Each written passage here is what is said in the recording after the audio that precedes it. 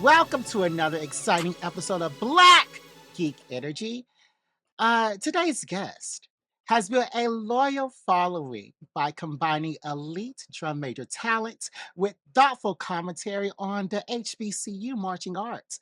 Whether he's breaking out performances, talking about HBCU culture, or showing off his precision, confidence, and leadership that define a great drum major, his videos have connected with millions of people who love the pageantry, passion, and tradition of HBCU marching bands. He is a proud graduate of Bethune Cookman University. He's become one of the most recognizable voices online, celebrating the HBCU band experience while helping introduce a whole new audience to the culture. From viral videos to insightful commentary, he continues to remind people why marching bands matter. Please help us welcome to the stage Isaac Williams. Yay! Hey, what's up, y'all? Thank you for the intro. First off, I wish I could talk about myself that good. I feel like if everybody talked about myself, how you introduced me, nobody would be sad. It's just like, I was like, dang, I don't even hype myself up like that much. So appreciate that so much, for real. That's all you, though. That's all you. All right, Isaac, thank you so much for coming on this podcast. I know I hit you up 45 minutes ago, so thank you so much for taking the time out of your day. Out of your day. We start this podcast off with a very hard question. You may not like this question at all. It's something that all of our listeners are going to want us to ask you. And all I have to say is don't leave us after I ask you this question, please. But if you could pick up one tradition from many HBCU bands and give it to Bethune, what would it be? What would it be? Is that the question? Because I think about this all the time. Okay. That's not. I'm not scared of that question. Okay, good. I probably have like three answers to that. Give us all okay. In no particular order.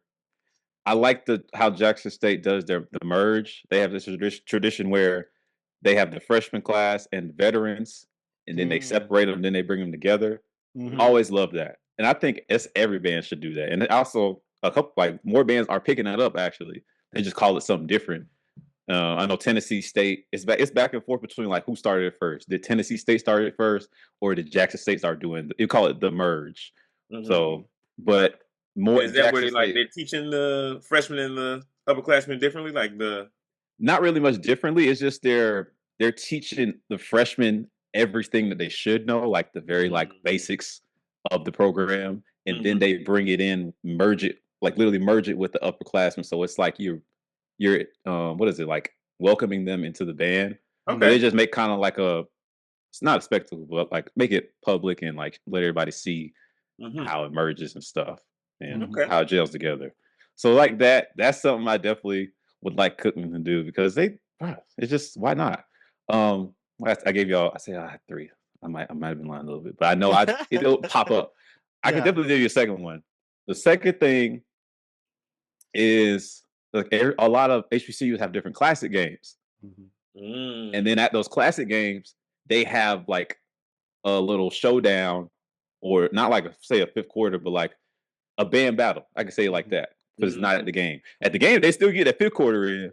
But for classic games, they'll also battle outside of the football game. That's how, and that's how I know people go for the band, because we having the whole event for band outside the football game. People showing up to that and filling the seats up. I wish that at Florida Classic, which is FAMU against BCU, that we would have legitimately just BCU play and FAMU play back to back at each other, uninterrupted. No, we don't got to be in a football game. We got to worry about the refs blowing whistles, being soft. None of that. Let's just go. Let's just empty the book. And face across from each other. I think people love to see that. Because the good thing is that game for y'all is at the end of the season, so y'all's look is basically complete for that year. Yeah. So it's it should be both bands at their best. Both people sounding their best. You got the rivalry. You getting to see Everybody. It's I think Florida class is deeper than homecoming to an Mm. extent. I'm probably like, okay, maybe not. It depends on the year, but Okay. it could definitely get there. It could definitely get there. So It's always in that same place, right? You always go to the same place, or is it like yeah, like Orlando. So Yeah. like this Camping World. So because it's keeping neutral yeah? That makes sense. between both schools. We at because we both march for the forest at Hampton Mhm. University, and we kind of have something like the merge because at the blue and white game, which is the first game of the season, is during their football band camp. Their football freshmen play against their seniors, and our freshmen go on one side, and everybody else goes on the other. And then at the halftime of that game, they do come around and march. Now, that's to Okay, that's say, cool. gives more pageantry to it. There, yeah, boom. I But gotta the see pageantry this. I is gotta there. see this the merge because I was Oh, it's thinking we had real something like big. that. It ain't Yeah. nothing too Mine's like huge. crazy. It's just this kind of similar to what he was saying. It's just like they go in their gym, Yeah. they let the freshmen march in, then they let Oh. and they let the upperclassmen march in. They just stand next to each other. They play a little Yeah. bit, then they just come together. Oh, So okay, It's, okay, it's gotcha, like a gotcha. band battle. It's like a band battle. Ours is Oh, like yeah, a practice to get them accustomed to playing during a football game. So it's Mhm. kind of the same, kind of different, but yeah. All right, Isaac. How has your week been? You just traveled back from Texas? yeah, yeah. So my week's been pretty cool, pretty chill. Just enjoying time with my family and stuff like that. Trying to get my mind just relaxed, especially now that I take breaks from social media when I need to, Mhm. and it's definitely helps. It's like it's always going to be there, especially with content creation. People can get like burnt out. I know, like Yeah. I can get kind of like overwhelmed with not Mhm. only trying to rush to make content, but also looking at all the content that's going out and Mhm. keeping up with everything and looking at the news and like just Mhm. kind of figuring out what to react to, what to respond to, and like what to plan for. It's so many different things and stuff that I've tried to do to like build my own brand. And Yeah. sometimes you gotta like tell yourself like, hey, like because at a certain point your body starts to get, anxious Mm. and nervous all the time for the next thing. You gotta slow it down. That sympathetic, that fight or flight. You be like, hey, you don't have to go 100 all the time. Sometimes you just dial it back. So I was just dialing it back Yeah. for a week or so, and it always helps. Just keep Yeah. myself healthy mentally. So But when you come back, does it feel kind of like FOMO, like, oh, I could have got a whole bunch of views if I did this, but now it's like a week out? it Okay. used to, but now I Ah, had to tell myself I was like, if you're gonna do this, if you go do what you want to do it 100%. Either mhm. do it or not at all, right? So when I am doing it, I'm in there. When I'm not Okay. doing it, Yeah. chilling. If you miss something, we'll get to it. It'll be there. That's the thing about social media. Even if you do it right or if you do it authentically, when you do put it out, it's gonna reap whatever benefits. It's that same outcome, regardless. I feel like if you do it 100% right, have no regrets about what you put out. It is what it is. So I had to start accepting that. Yeah. Yeah. You also mentioned that you swung by DreamCon. How was that? I shouldn't even did it because I teased myself because I had, like I said, I was in Houston for like Mhm. family stuff and everything. So I was hanging out with my family. But I drove up there. I drove down there, and I was like, let me stop by DreamCon. Some of my friends there, I might run into them. And I'll tell you, I just went like the one day Thursday, and it was like so packed.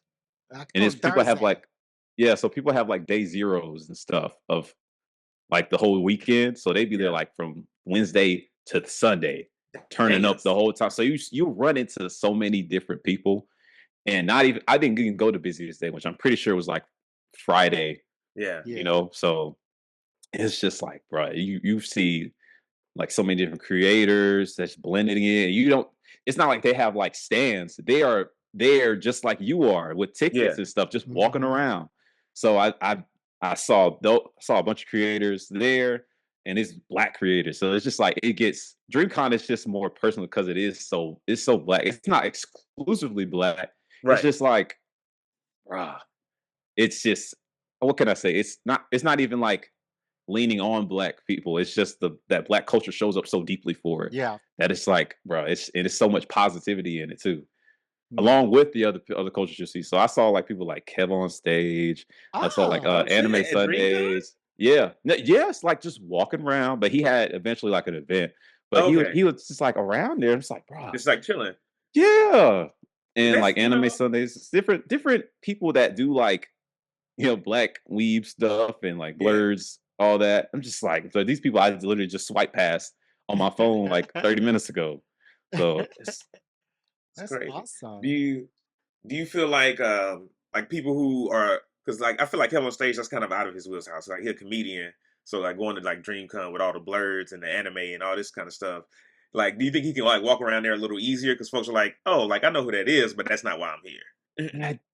I think so, but it's at the same time, I think it's just how the person he is. He is so cool. Like the person you see him as online, he Yeah. is in person. And Okay. he'll amidst all his comedy stuff, he'll also like throw an anime video because he's watching One Piece and trying to catch up. And I'm like, Yeah, that's so I Oh. saw random. that. But this is that, and I think really just speaking on him and specifically, he is my Right. motivation to be a better creator, Mm. influencer, whatever, because he posts like twice a day. This is somebody that has like 2 million, I don't know. It's definitely Yeah. over a million, but he has like 2-3 million followers right now. But he posts like he's trying to get after it. So just like if him be having millions of followers right now, Mhm. me not even close to that, like what does that say about my own work ethic? So yeah, Oh it's just like no. crazy. It's Yeah. surreal. Don't You compare yourself to people. I think you're tell doing tell us I about fantastic. feel your like, yeah, it's not like really me comparing. It's like it's more like me pushing myself. It's like, okay, yeah, you can do being more. motivated. Yeah, yeah. So it's definitely in a more positive way than anything. So Yeah. Yeah. Tell us about your workflow. Like, do you post every day, or do you like spend a weekend and get a bunch of ideas like recorded and ready, and then I I am kind of like more of a burst person. So like I'll okay, get like probably like an influx of creativity and hmm it'll like kind of string off. Then I'll make sure I write it down. It's literally my notebook full of little different ideas and stuff like, and sometimes I'll just start going. If I have to like if I can't really get it into words, I'll throw it in hmm like Chat GPT, like, hey, give me an idea for like this, like legit. right, And that's how I've been kind of using it. And like what is something that kind of strings along this? Because I can't really put it in words while I'm thinking in my yeah. head, trying to get it on paper. I And got it'll a kind of work it feeling. I out for just me. need to flesh it out. Yeah. Yeah. Okay. So definitely in Nice. burst. And because most of my stuff is I'm either coaching and hmm working with bands hands on, or I'm Okay. going to an event. And it's kind of like, how do I figure out what I'm going to do? Am I going to just be there and like hmm just be present in it, or am I actually going to try to get content out of this? So Hmm. yeah, hmm Yeah. Yeah. Yeah. Is that something? So in your coaching, are you usually like trying to capture content too, or do they make you like keep that kind of stuff separate? I have started to capture more content. I'll hmm say because whenever, especially when dancing, like teaching somebody how to dance rhythm. Like hmm I work with a lot of high schools that don't know their bodies yet, don't know how to move, and it Uh, can look ocky, it can look weird. yeah. Hmm. So I try to keep them working kind of under wraps, just because I want them to not fear other people's outward opinion on my platform. That's fair. Yeah. So, but Yeah. at the same time, I've also seen the value in letting people see my viewpoint and my kind of tidbits on how I teach kids and I teach people. And recently, I just went to like Morgan State. I hmm drove up there, and I spent a whole week there, like teaching at their like drum major. They have like an audition, like a Hmm. whole week camp style type thing. So I helped them out with that, and that was awesome. I got to hang out with a lot of their band members and with Dr. Jareem Reed, Yeah. and bro, they're all fire up there. It was a whole new world for me, but it's like it felt so similar and the same. So I was just helping them train them and stuff like that. And in doing that though, you want to just kind of let people be able to put that work in and not have to worry hmm about having more eyes than necessary. But at the same Right. time, I'm not going to post you unless you look good or unless there's a point to the point I'm Yeah, trying to like a get before and across. after or something like that. Yeah. And the internet, bro, especially the band Oh, the internet, band ruthless. they tear you up. Yeah. They tear Yeah. you up more. So, We, I know I was a social media person for Ebony Fire at Hampton University, and regularly talked about how we need more content, we need to do more things, and also like, should we record them while they're learning? Should we record people Mhm. while they're trying out? Should we record Mhm. people while they're not at their best? Because A, internet culture, B, people on campus may just pull that video up to make fun of them. So, and then see their girls Right. trying to be in school, they don't get scholarships for doing this stuff. And so Mm. we just couldn't do that because like it was just too many negative variables and the positive did not weigh it, but we Yeah. made it through somehow. Yeah. um, Demarcus, how was your previous week? My week was good. Work was chill. I climbed a mountain yesterday. Ah, If you ever heard of Mission Peak in no, California? no. Oh, Yeah, that's nice. 6 mile hike, hella elevation. You are going uphill the entire time. So 3 miles Man. up to the top and then 3 miles back. But we weren't even done with the first mile yet, and I'm breathing hard. I've been walking up like 1,000 flight of stairs. And them Mm. It, calf muscles burning. it from my hip down to my ankles, I'm hurting Dang. today, man. Like after Oh, that hike, all I today? did was sleep yesterday. No, I went yesterday, but Oh, after that, all I did was sleep. So So it's been wait, was it 6 miles up or no it's three? You three talking about miles three up. miles Yeah, and then okay, yeah, okay, yeah, okay, yeah. okay. But see, even the crazy. 3 miles down were hard because now my foot sliding to the front of my shoe, like squishing my toes. I'm like, hey man, like the down supposed to be easy. They say the down is the most dangerous. Definitely the most dangerous. And once you get close to the top, it's like super steep and rocky. And I was like, why? I Mhm. was like, why do people do this? Hey, So who'd you go with? um, I went with Brittany. I don't know who that is. I don't even know Okay, why yeah, I and asked. Don't even know why he's like, I yep, asked, really. yep. yep. Yeah, okay, cool. So you go up this, so like, why did you even do it? Did you not know that it was gonna be a horrible experience? I didn't think it was gonna be. I knew it was gonna be difficult. I didn't think it was gonna be as hard as it was. Okay, Yeah, okay. So would you do it again? not soon. I He would said, need. not sick. I would need like a year. I would need like a year. A year? Dang, I think you do it sooner than that. No, California. What about the no. view? Was the view worth it? The view was um, worth it, wasn't it? I know it was. it, Come on. it wasn't. It was. It was nice. It was nice. I'm not gonna hold you. It was nice. It was like, oh, this is nice. But I could have saw this 2 miles up, 1 mile up. You know, like I would have been like, oh, this is cool, great. Okay, well, I'm sorry, but you've been doing a lot more of that I mean, hiking I had a stuff. good time. I don't want that to be lost. I had a great time. Like Mm. after I was back down, I was like, oh, I feel accomplished for the field. Like that was really hard. But I was like, but I ain't got to do that again. But how long did it take you? The six, Oh, it took 4.5 hours up and down. 4 hours? 4.5. 4.5, Hey. 4.5. It was like 2:45 up, like 1:30 coming back down, 1:40 coming back down. That's crazy. Have you ever done a hiked up a mountain, Isaac? Oh yeah. Oh yeah. Oh. For sure. I actually like that's like whenever I gotta do like cardio for like walking, that's what I Mhm, do. But mhm. it's a Kennesaw mountain, so it's like a mile and a half up and a Okay. mile and See, a half down. So easy, easy. yeah, compared to Half 3 miles half as up. much. That's what I say. I do like it's totals out in 3 miles and it take me like an hour to do it. And then I usually run back down, like do a little light jog because Mhm. the way the angle's set up. But yeah, 3 miles up. And that's like, 3 miles. bro, I ain't got no choice. I either gonna fall off this mountain or I gotta go back down the way I came. Yeah, Or yeah. somebody gonna have to come get me.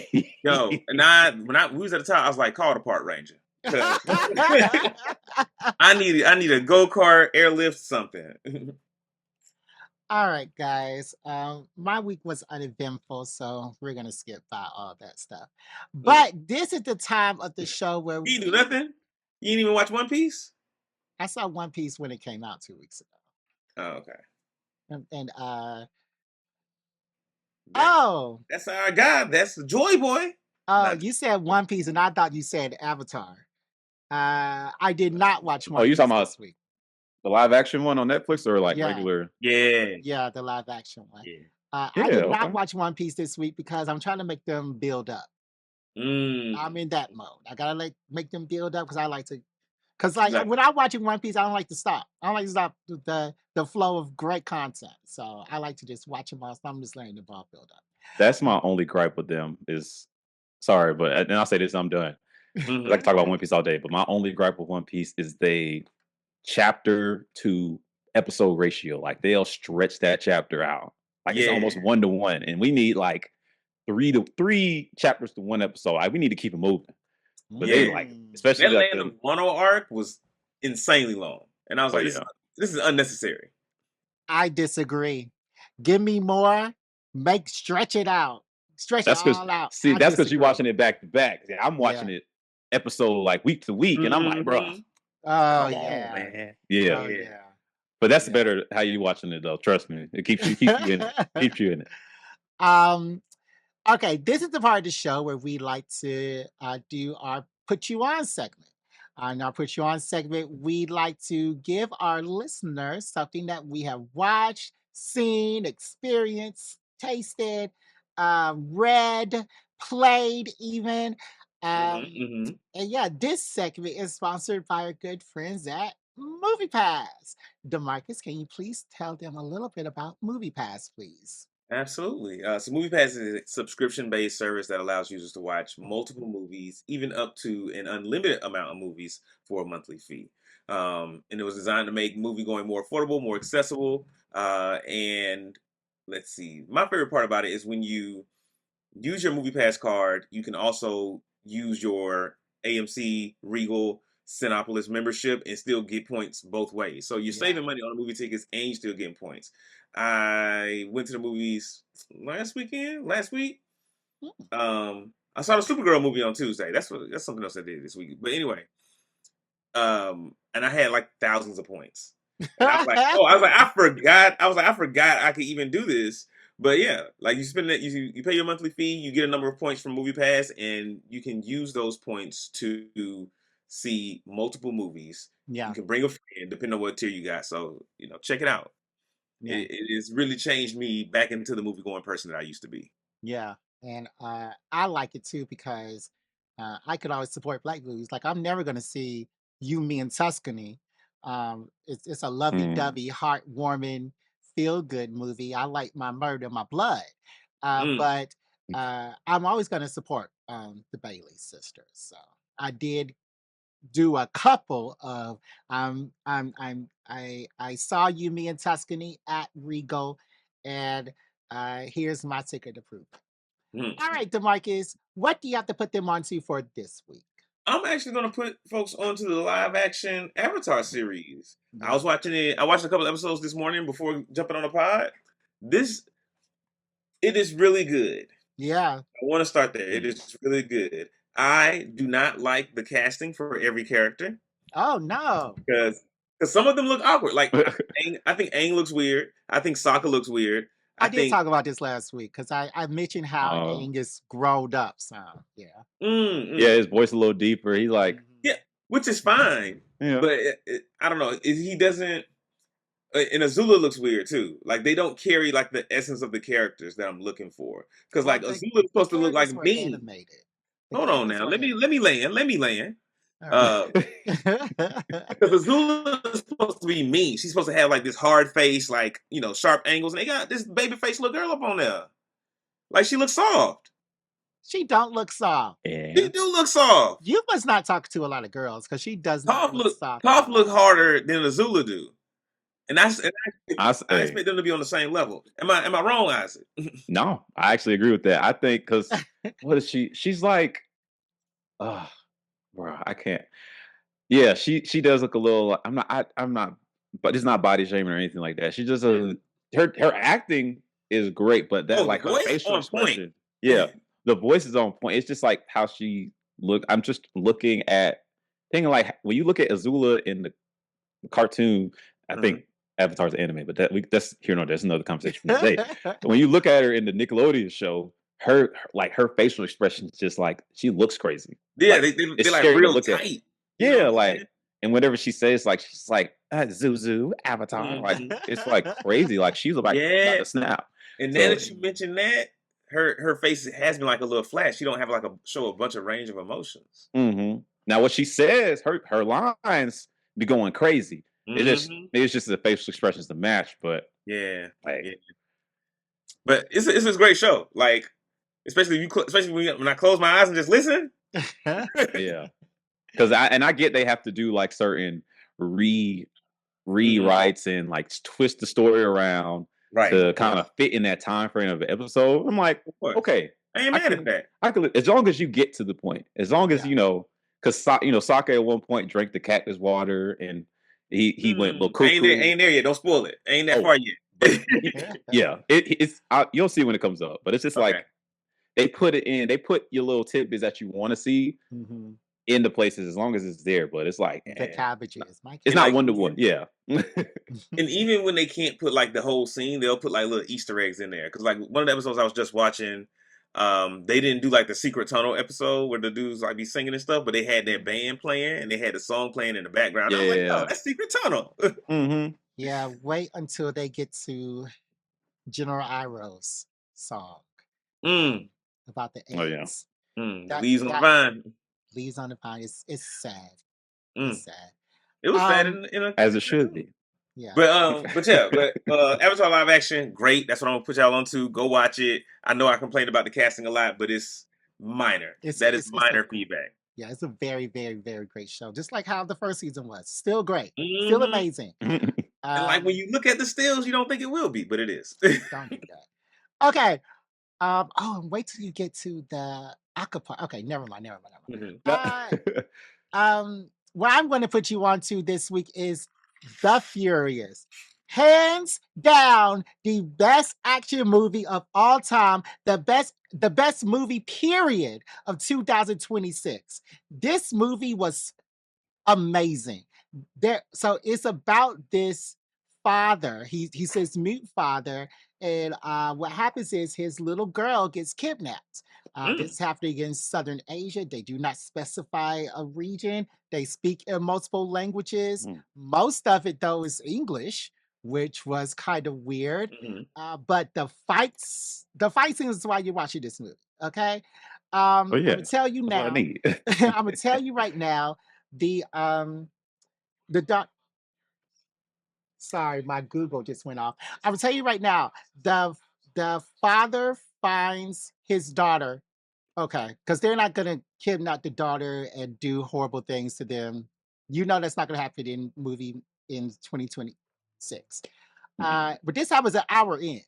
And you look at the time, there's 45 more minutes left in this movie.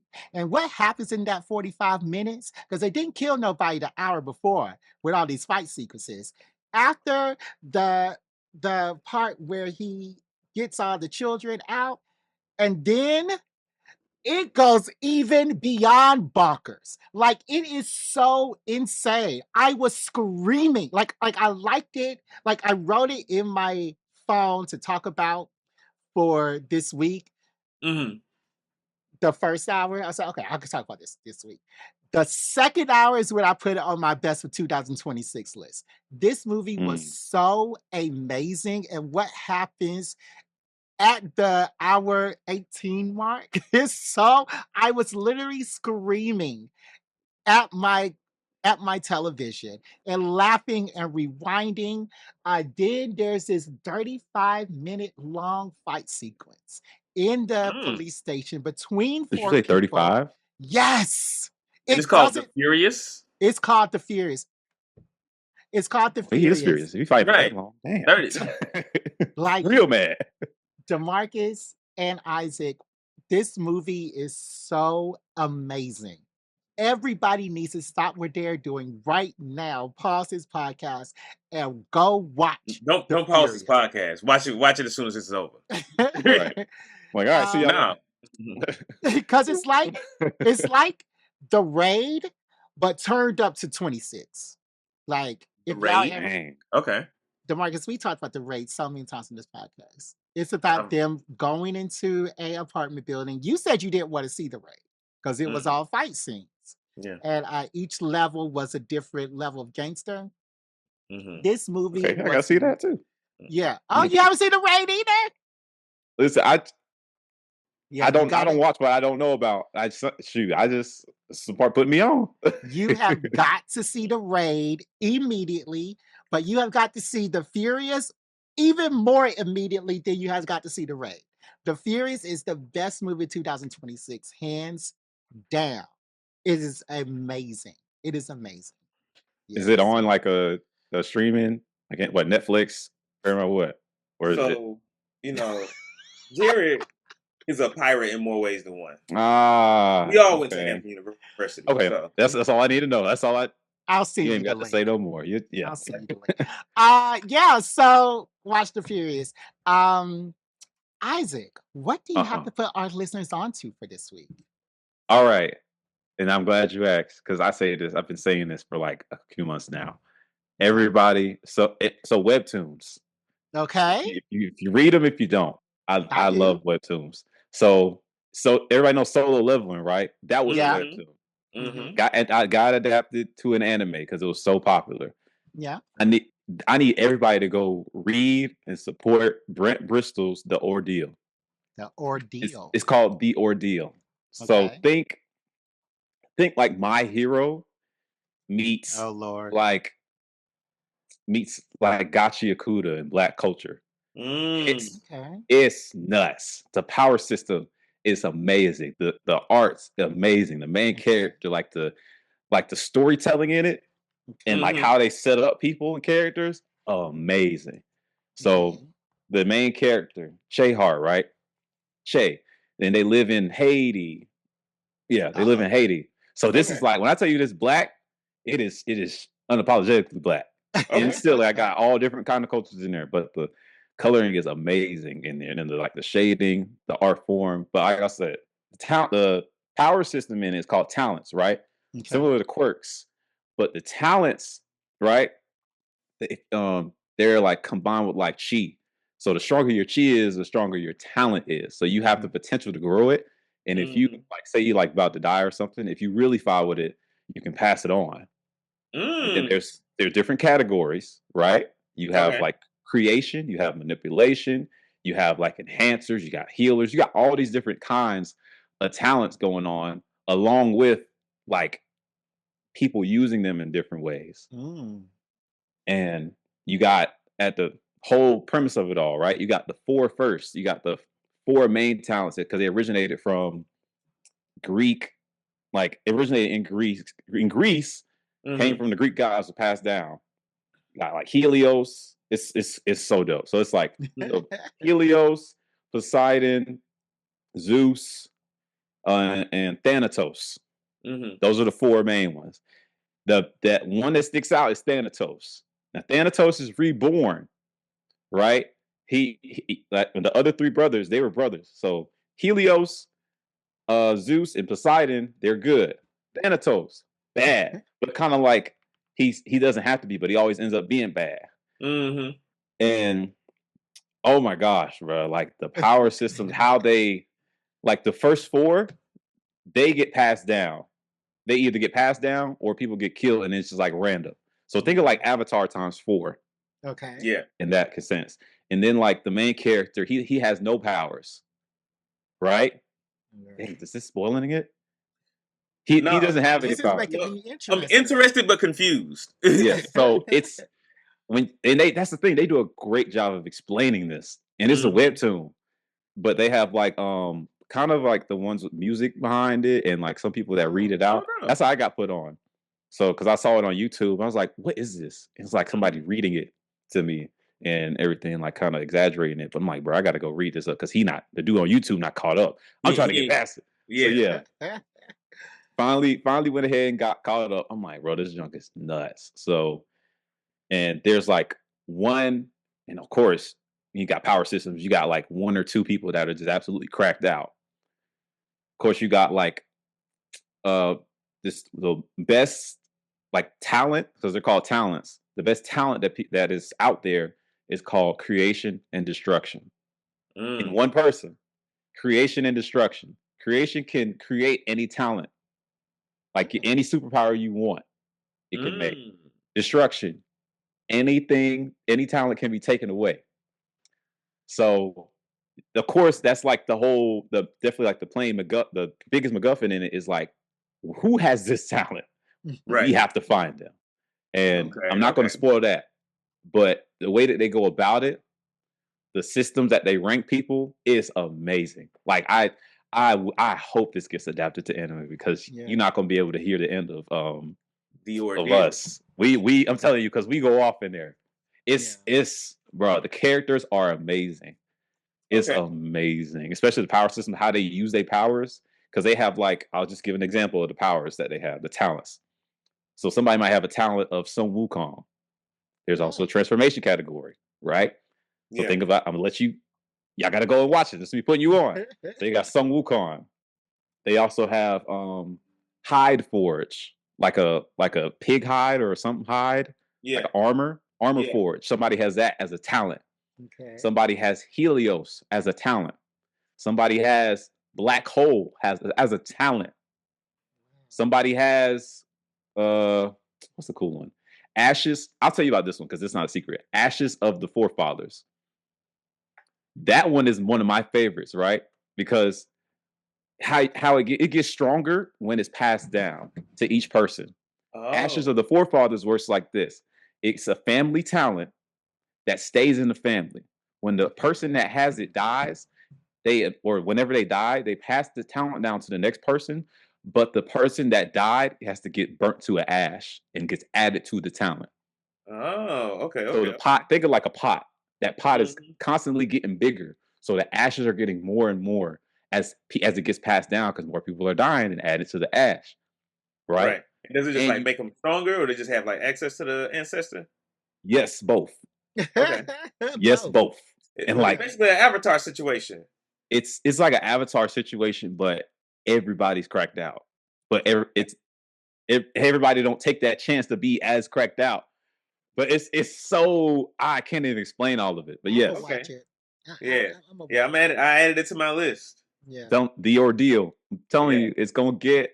If it doesn't get an anime adaptation, I'm gonna be so sad. But it's Black people. Yeah, I'm like, it sounds like it would be hella fucking good, but because it's Black, everybody's just not everybody, but some people are just so close-minded. And it's just like, it kills me, man. So what's the main character's power? I can't tell you that. I told you he has no power. I'm gonna say that he has no power. But think of my hero, Deku. He's Deku. So it's a lot of crying in this. Absolutely no. Only think about Deku as in how he gets his power from All Might. That's the only way he's like Deku. Okay, cool. Let me just ask you this question before we go to our next segment. Who on the Jolly Roger, or not the Jolly Roger, the Luffy on One Piece, the Sunny. Who is the character that you would say needs to be kicked off the ship, and why is it Sanji? Sanji? No. Exactly. Sanji. What? Sanji's the chef and the kicking this motherfucker on the ship? Bon Clay the best character in One Piece. Bon Clay could do that. Okay. Everything Sanji could do, everything Sanji could do, Bon Clay could do better. Can Bon Clay cook? Bon Clay, I don't think he can cook. Now, what's that girl's name? That girl can cook. That girl cooked on the ship before Sanji was even invented. Who, Nami? Nami was the cook on the ship. Nami wasn't cooking shit. She wasn't cooking shit. Yes, she did. Luffy didn't cook. Good. It wasn't good. Is my point. It was just stealing. Okay, she was stealing. Well, I think that everything on the ship that Sanji does, Bon Clay could do better. Bon Clay. Not everything, but I hear you like Bon Clay. He's a solid soldier, I'll tell you that. Yeah, Bon Clay solid. Bon Clay solid person on that show. All right, DeMarcus. Do we have an activity for today? Absolutely. We have an activity today. And if it's your first time here, the way games and activities work on Black Geek Energy is DeMarcus comes up with the game. He comes up with the questions, the answers. He decides who's right, who's wrong, who wins, and who loses. I'm pretty much the judge, jury, and executioner of all things games on Black Geek Energy. And today's game is Name That Band, which should be easy for both of y'all, all three of us, because we were all in marching bands. We all went to HBCUs. You know, Isaac continues to work with HBCU marching bands to this day. Okay. Yep. So what I'm going to do is I am going to give you the name of the band, and you're going to have to tell me the name of the school that band belongs to. Okay. Okay, so kind of easy. Okay. Yeah, this is the easy way. Okay, cool. I thought the other way would be the easy way if I told you the school and you just told me the band name. Oh no, that's hard. I think that one would be a little. Yeah, that might be a little hard. Actually, yeah. Okay. All right. Well, shoot, y'all might have got off easy. Let's see. We'll start with our guest. Isaac, the first question is for you. What school has the Human Jukebox Band? Southern University. Southern, okay. That is correct. Is that your favorite? No, that was the easy one. That might be the most easy one. Yeah, that's the one that Do you know white people why think about first. They're called the Human Jukebox? Because they play a lot of like the current stuff and a lot of it. I think that I don't know if there's like a historical thing, but yeah, they just play all the newest songs like all the time. Yeah, I mean, yeah, pretty much. They're known for being able to play any top 40 song on command. Okay. As a drum major, let me pause the game right quick because this is my question of the year. As a drum major, what does Southern's drum major do? He does the back bend, but also I think it's just like I said, it's okay. He does do a little less than most, but in Louisiana specifically, they have a lot of like pageantry when it comes to that marching band stuff because they do it all year. Mardi Gras, marching band season, summer bands. They visit concert stuff and symphonic stuff, but they on that marching band all the time. So they have like sign dancers, like people that hold signs. They have the baton twirlers. They have like rifles, swords. Drum major is just one of those. It just happened to be a different auxiliary.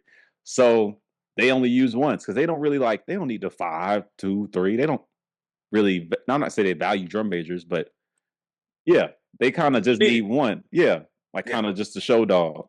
But at Grambling, their drum majors actually do stuff like together. I mean, there's more of them. But like the Southern drum major doesn't even like conduct. So I think it's. I wish I. You know what? You're right. You know, we don't see behind the scenes. We don't know what else he got going on. Yeah, I don't know what else they got going. I know, like when it comes to like they YouTube stuff and like they media pages and everything, like media team, they utilize the drum major more. So they like may use him for like as a spokesperson, which is cool. But I don't really see him like on the podium a lot or anything like that. Like especially when they battle, it's just like, what do you do? You just kind of like you just got to stand there and support your band. Yeah. And I know the culture now in Atlanta, I could at least say the schools that have drum majors, when they go back to the stands, some of those drum majors pick their horns back up. And I'm for it, honestly, because it's like during the stands. Yeah, you're not doing something to go do something. Yeah, you're not doing much because the director's already conducting. Yeah. I mean, if your band's not like 200 people, you don't need to be what's more conducting going to do? So like, why not? Play. And if you're not dancing like an Alcorn, like do something. Yeah, you're not like battling or nothing like that. The people across the field, like sure, maybe the collegiate like people that support HBCU band culture might. I know not right now. Maybe one day would be open to drum majors going back and playing in the band. I know people would tear up a college if that they saw that today though. Yeah. High schools, yeah. But college, being a drum major is like it's sort of like being like president of the band almost. You just sit in the boardroom. Well, we'll come back to that. I have more questions And All right. you are my HBCU band representative for today's episode, so we'll Oh come yeah, back to that whole pick my conversation. brain. All right. But yeah, Jared, the next back question to is the for you. Marcus. Okay. The Marching 100. Super easy. Mm-hmm. FAMU, Florida Agricultural and Well, all right. Canada, yeah. Yeah. All right. Isaac, I'll give you that point. Next time. Mm-hmm. The question, I'm taking points away. That is the Marching 100. But their I was about to say South Carolina. their band That's is actually 101. 400 Oh, people strong. Yep. why They are they called credited. it 100? That is a great question. It does not say. Oh. But they are credited with 30 techniques that became standard for bands nationwide. Yeah, Okay. got to give them that. All right. Congratulations. Cool. All right, Isaac, back to you. Mm-hmm. The sonic boom of the South. Oh, Jackson State. Wait, was I not supposed to answer last time? Was it going back? Yeah, and that was forth? Jared's question. Oh, my bad. I thought you were just gonna start it. Okay, my bad. I got you. I love the excitement. I love the excitement. All right. Yes, that is correct. Jackson State University is the sonic boom of the South.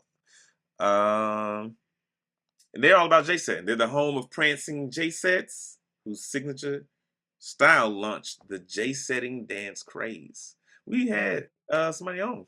Jamal Sims did a movie about J-setting, and he's doing a movie about HBCU band culture, starring a famous R&B artist and produced by Oprah. Yeah. He is director. Produced by Oprah. Mm-hmm. No.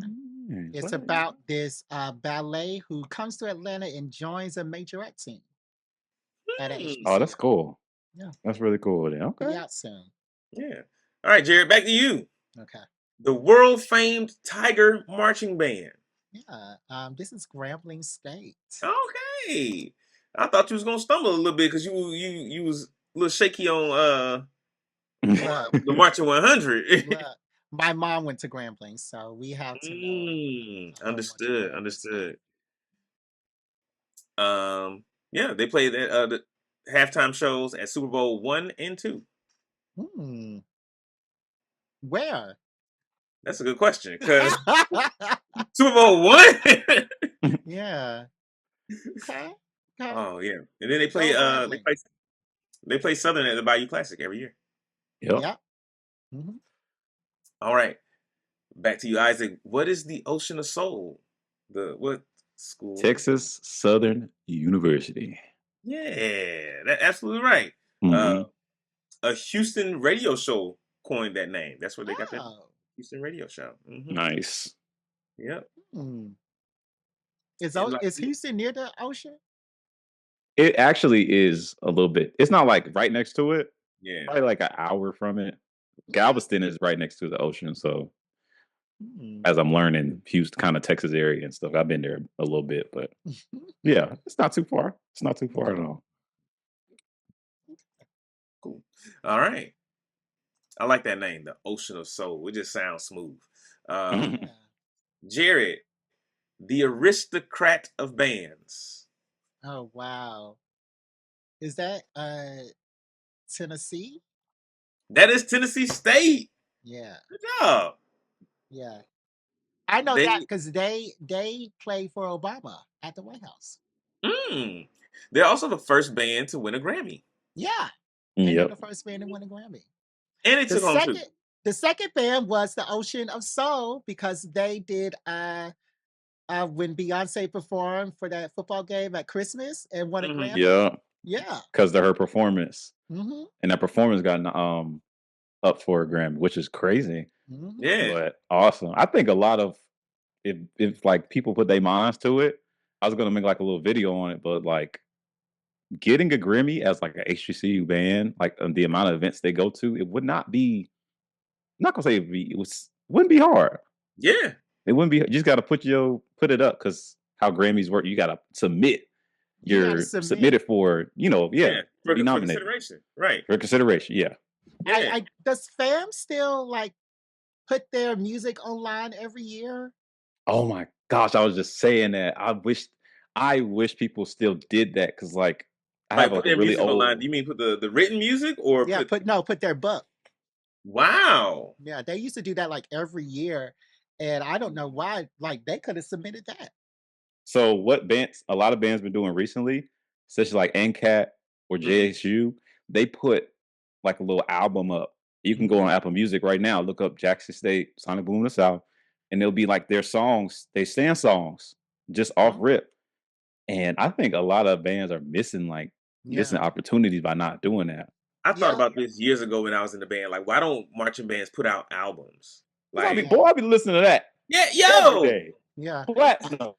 I actually asked Dr. Jones when I was on the team, like, why don't we put our music out? She's like, oh, we could do it at the end of the year when our book is done.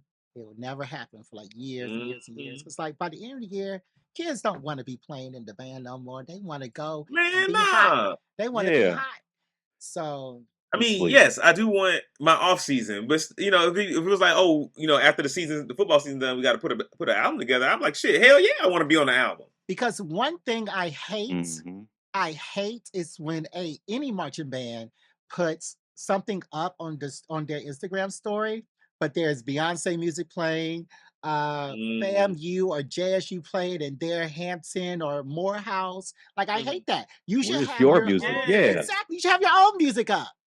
All right. Well, I'm telling you, watch out for a video. I'm gonna put that out. I'm gonna make like a call to action, like, hey, this is what y'all need to do to get y'all album out. It's so easy. I'm telling you, this year because they always record the stuff. Let that jump down, bro. All right, let's keep going. The Blue and Gold Machine, Isaac. This one is for you. Which school is the Blue and Gold Marching Machine?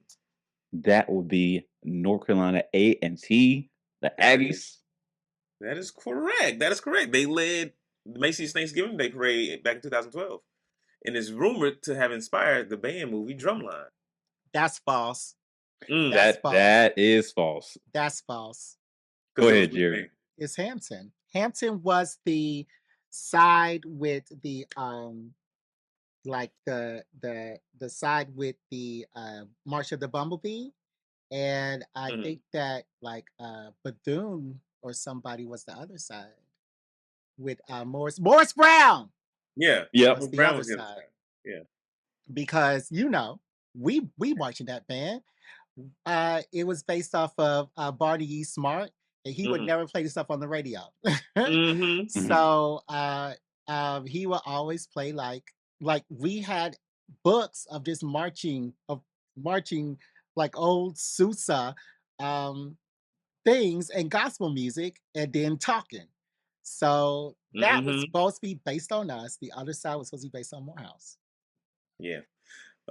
Some of that was still there. Like I feel like that's like a Hampton tradition. So, because we definitely had at least like 3 marches in the book when I was there, and it's not like, and these are like marches like, oh, you could sit down and play this. Like this could be in a concert band somewhere, and we got to memorize 23 marches, and like it was so weird because I'm playing simple crash choke for Poison, and then here come this march, and it's a whole bunch of spins on top of these simple techniques that are for a concert band. I'm like, I don't play music like this. They were trying to play music like this. Get your mallet out. Yeah. Okay. Next one, Jared. This was for you. The Mighty Marching Hornets. What school is the Mighty Marching Hornets? This is Alabama. That is correct. It is Alabama State University. Featured in Beyonce's Homecoming and a regular on screens big and small. Well, look, everybody was featured. I can't believe you struggled with that one. Yeah. It was under Beyonce. We were in Beyonce's Homecoming. Everybody remembers Ashley when she was on the Stingettes. Started the Stingettes being popular on the internet. And I will never forget watching the Stingettes at Hampton when I worked there. But Isaac, let me ask you, as a drum major, why didn't the bodysuits that the ASU's drum major wear that one time catch on? The superhero bodysuits, you know what I'm talking about? Oh, you know exactly why those didn't catch on. You know exactly why. I'm pretty sure. Just insert image of whatever, wherever. And just make sure you blotch out that part. But man, I don't know what that was not it. That was not it. Because you gotta wear when you wear stuff like that, bodysuits, there's something called what is it called? Like dancer underwear or like dancer Yeah. brief. Yeah. And it was showing it all, showing too much. And also like it looked like I don't know. It It just did look did not look uncomfortable. great.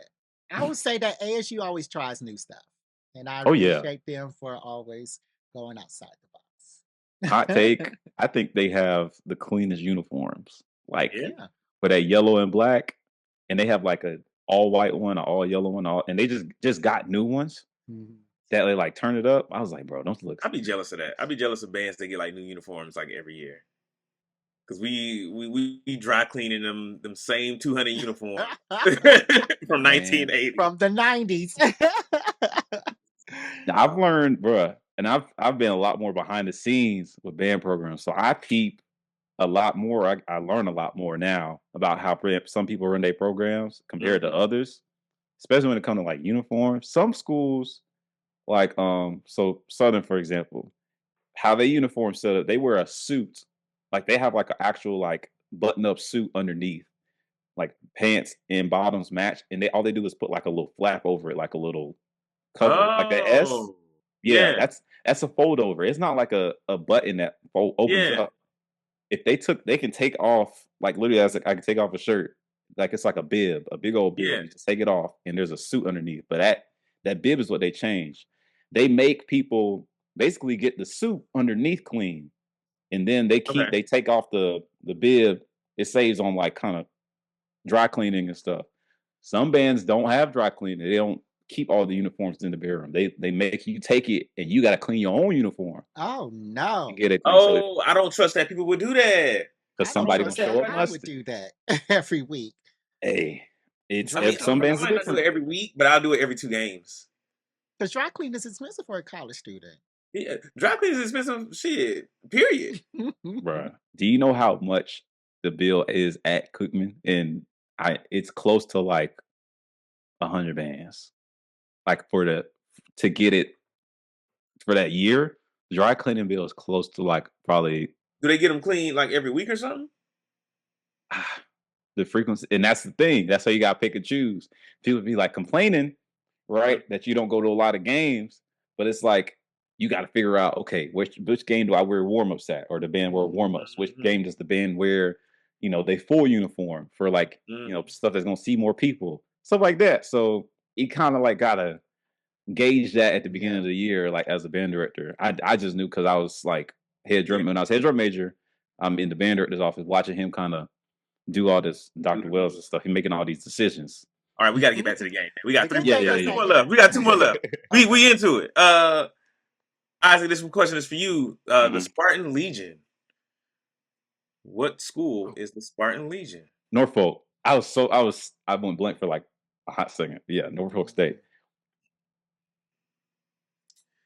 They say they're a fixture at the top of the National Band of the Year rankings. I don't think so. When? Is this exactly? It doesn't say a year. It just says they're a fixture, so that they're usually near the top. I'm assuming, but I don't. I say yeah. I can say that's okay. Not above Hampton. Hey. All right. Wait, last one, Jared. No, keep going. I'll ask you later. Last one, Jared. The Marching Storm.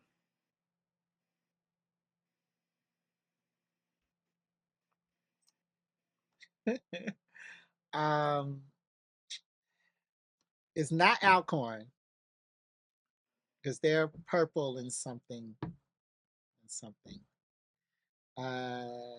We said Texas Southern. What's Arkansas? I don't know. I'm just going to go out. Mm-hmm. I just want to give a shout out to Morehouse's band, whatever they're called. So a shout out to them. That's my answer. Does Morehouse have a band? Yeah, Morehouse has a band. Okay, they have a band, but they're not the Marching Storm. All right, Isaac, not the Marching Storm. You like to steal? I will steal. And the answer is Prairie View. A&M. Prairie View. Correct. Prairie View A&M is the Marching Storm. Their drumline is called the Box. The Box. Mm-hmm. That's now you want to know a hard game? Drumline names. I might go like one, get one out of that. See, I feel like that's specific knowledge because I don't know. I don't know any other drumline names. I don't think like besides Cold Steel. Then the ones you know marched. No drumline name. Yeah. Some drumlines don't have names, and they still call them drumlines. But we could do majorettes teams. Oh, you know what? I feel like you want to do that one. You might snap on that one. I might be good at that one too. Yeah. I think I'm pretty good with like names and stuff. No. All right. Well, that's the end of the game, y'all. Isaac, you got 7. Jared, you got 3. Well, my questions were stolen. One of them was stolen. I did steal. One of them. I sold. One of them was stolen illegally. Yeah. All right. Let's get back to our wonderful guest Isaac, and let's get back to wait. You were going to say something. What were you going to say? I forgot. ADHD be whooping my behind. I don't know. Well, I know that we were talking about dry clean. I think that dry clean was never really fun for us at Hampton because Hampton actually has their own dry cleaners right on campus. And so we could just, why are you saying? Because I did not know that. You didn't know that Hampton had their own dry cleaners? I never took anything to the dry. Wait, the laundromat? The school? Yes, the laundromat. The campus laundromat was also a dry cleaner? Yes. I never knew. Yes. I never saw anybody there. Whenever I go wash clothes and shit, it would just be students. I would maybe see another student in there washing their clothes. You could also drop them off to have them professionally dry cleaned. Huh. I never knew that. That's cool. I never knew. Yeah, and then well, then they got dry cleaners in the bottom of some of the dorms, don't they?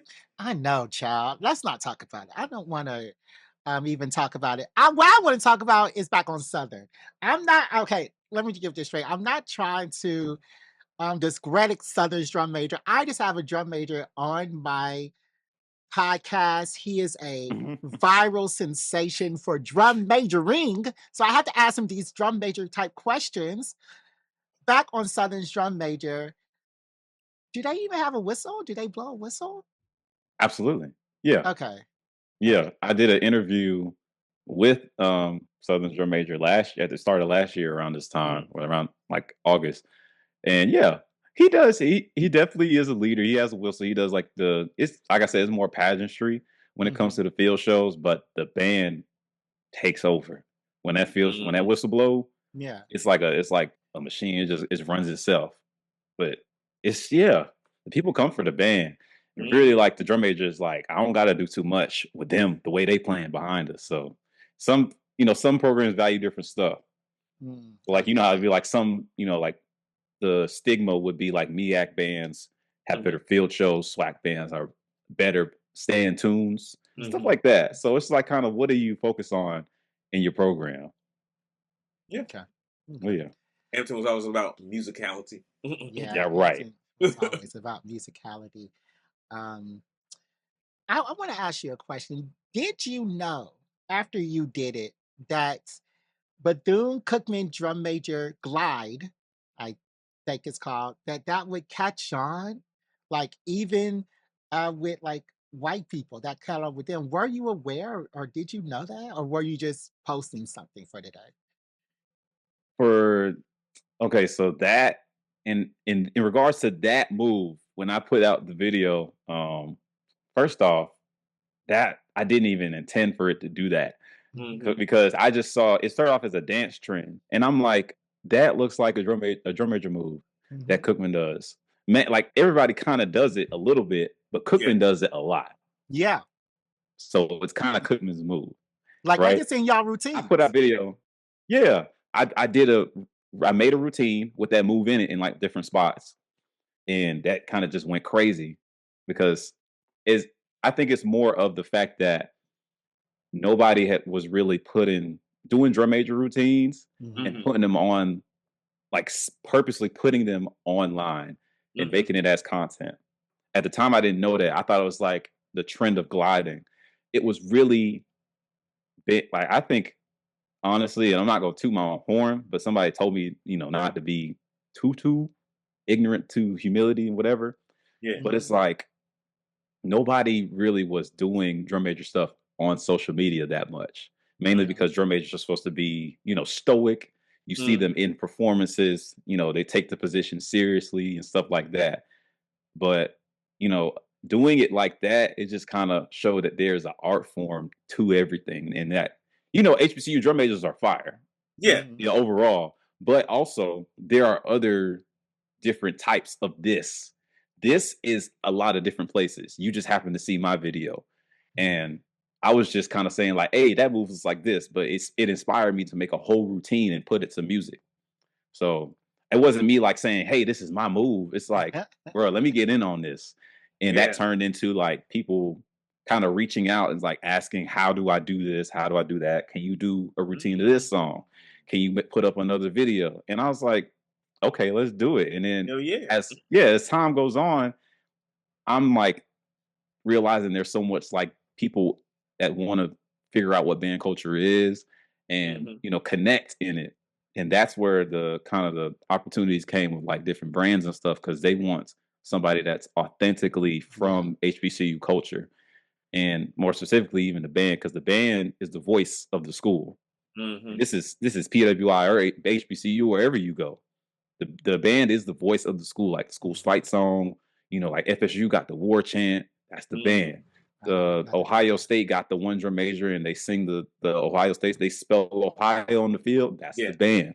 It's like what people know the school by the band. And I feel my goal, especially right now, is not only put people on the HBCU culture, but to put people on band culture in general. And connect kind of like the marching band people as a whole. So I'm like about to go.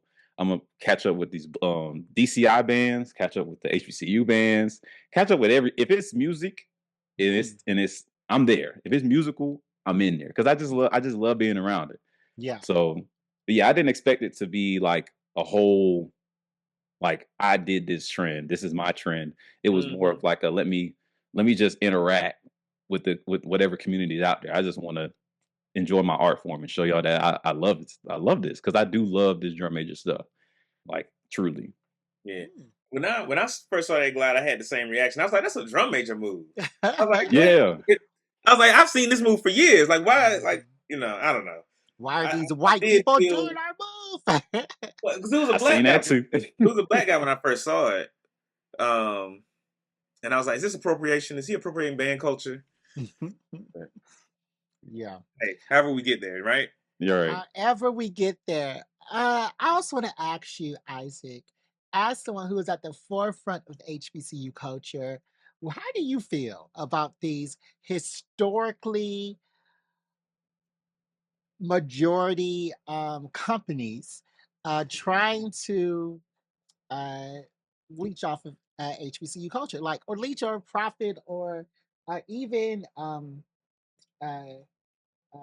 make some money from HBCU culture, like Honda with their former Battle of the Bands, which is pretty sad to think about now. Cricket does things.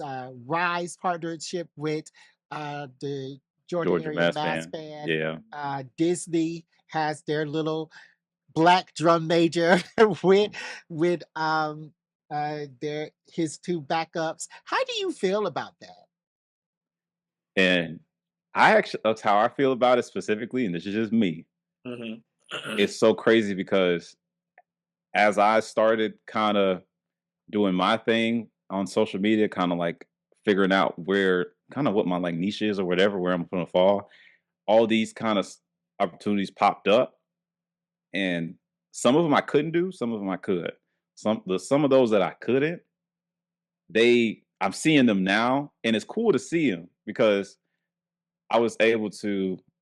I speak for the Disney one. I wasn't able to do it, but I sent them somebody that could, somebody from my school, Jared, and he fully he's been doing it awesome. He's not Mickey. I'm not gonna tell you who's in the suit. That's just a secret. But he was one of the drum majors that marched with Mickey, and it's the fact that they are,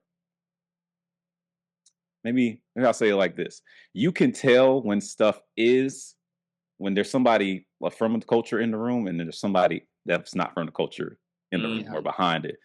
And Disney, there's definitely people from HBCU culture in that room, and I love to see it keep going. Like I just like because it's different when you know who's behind it, but you see people like just being exposed to it for the first time. It's like, oh my gosh, where is this? Because people think like, oh wow, Mickey doing all this stuff. I'm like, no, this is from HBCU culture.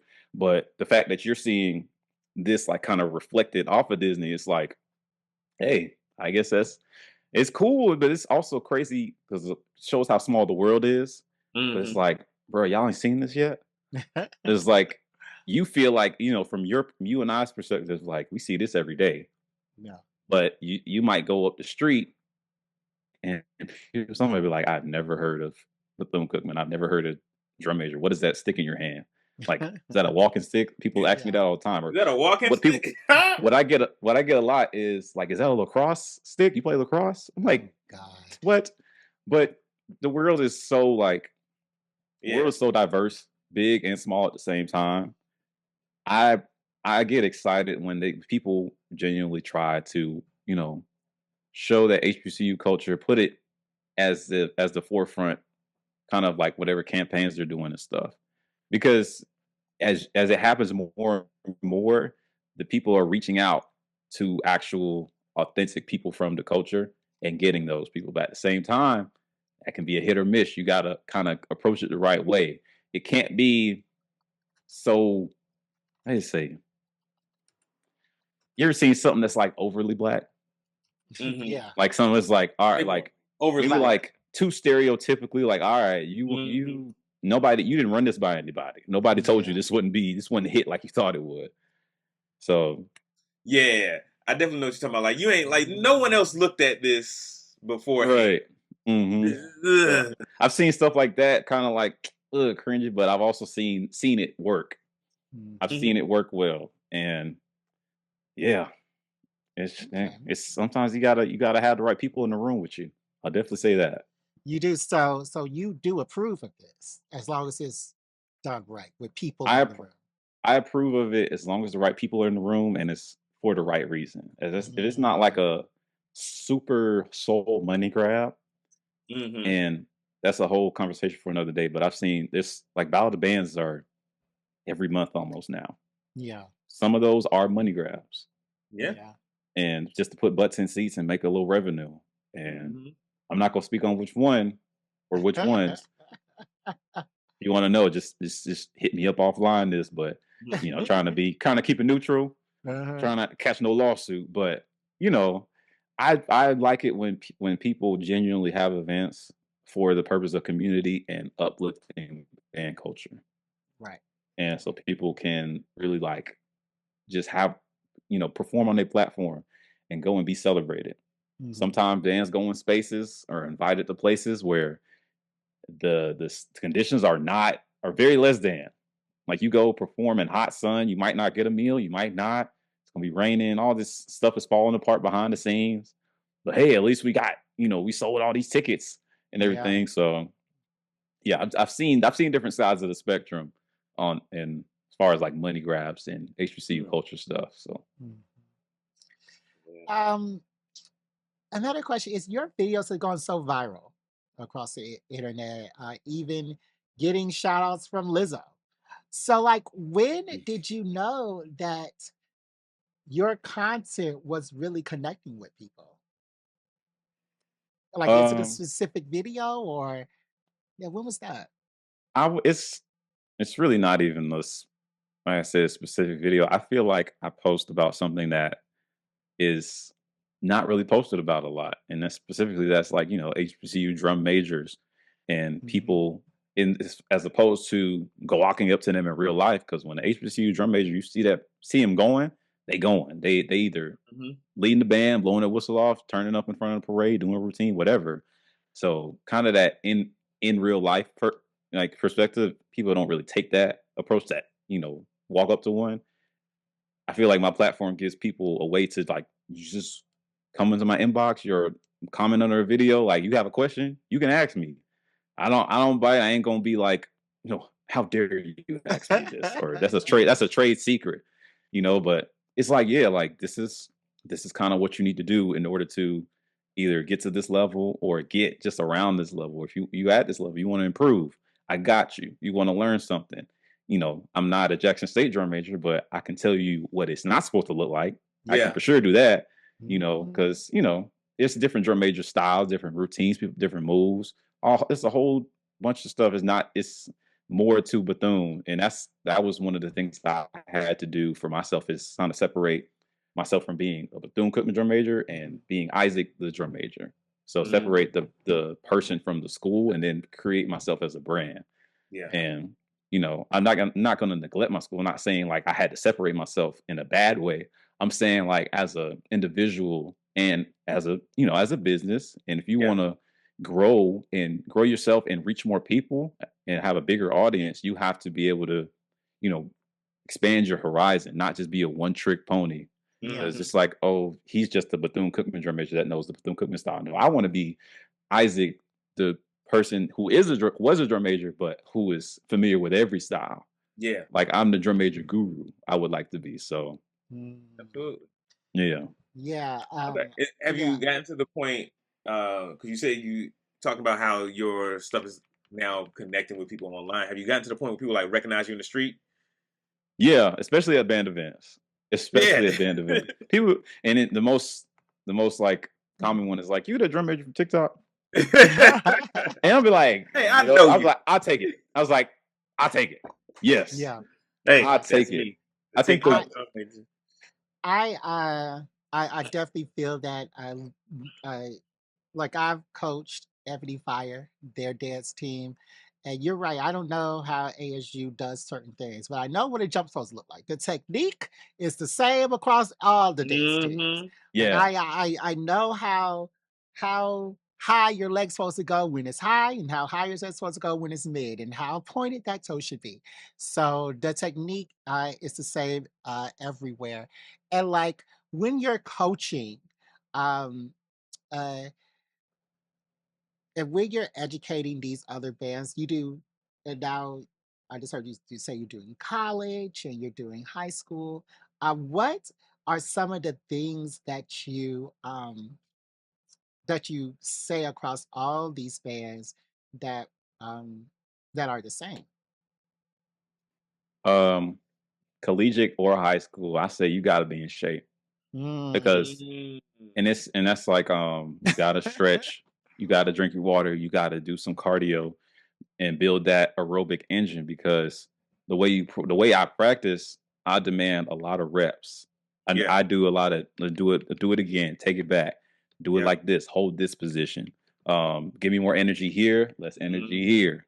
And especially like akin to my high schools that I teach, like I said, their bodies they don't know their bodies yet. Their body's still developing as far as like flexibility, how much energy they can put out and stuff like that, how they move different ways and stuff like that. And a lot of drum major moves is like, hip thrust and pumps, all that stuff. Like, and just like these kids, they're young. They ain't been through nothing yet. And they, read between those lines. But kids don't be kids, whatever. But like, it's just, yeah, it's some stuff you can teach, some stuff you can't, but you have to prepare them for like, I'm gonna get you to this level.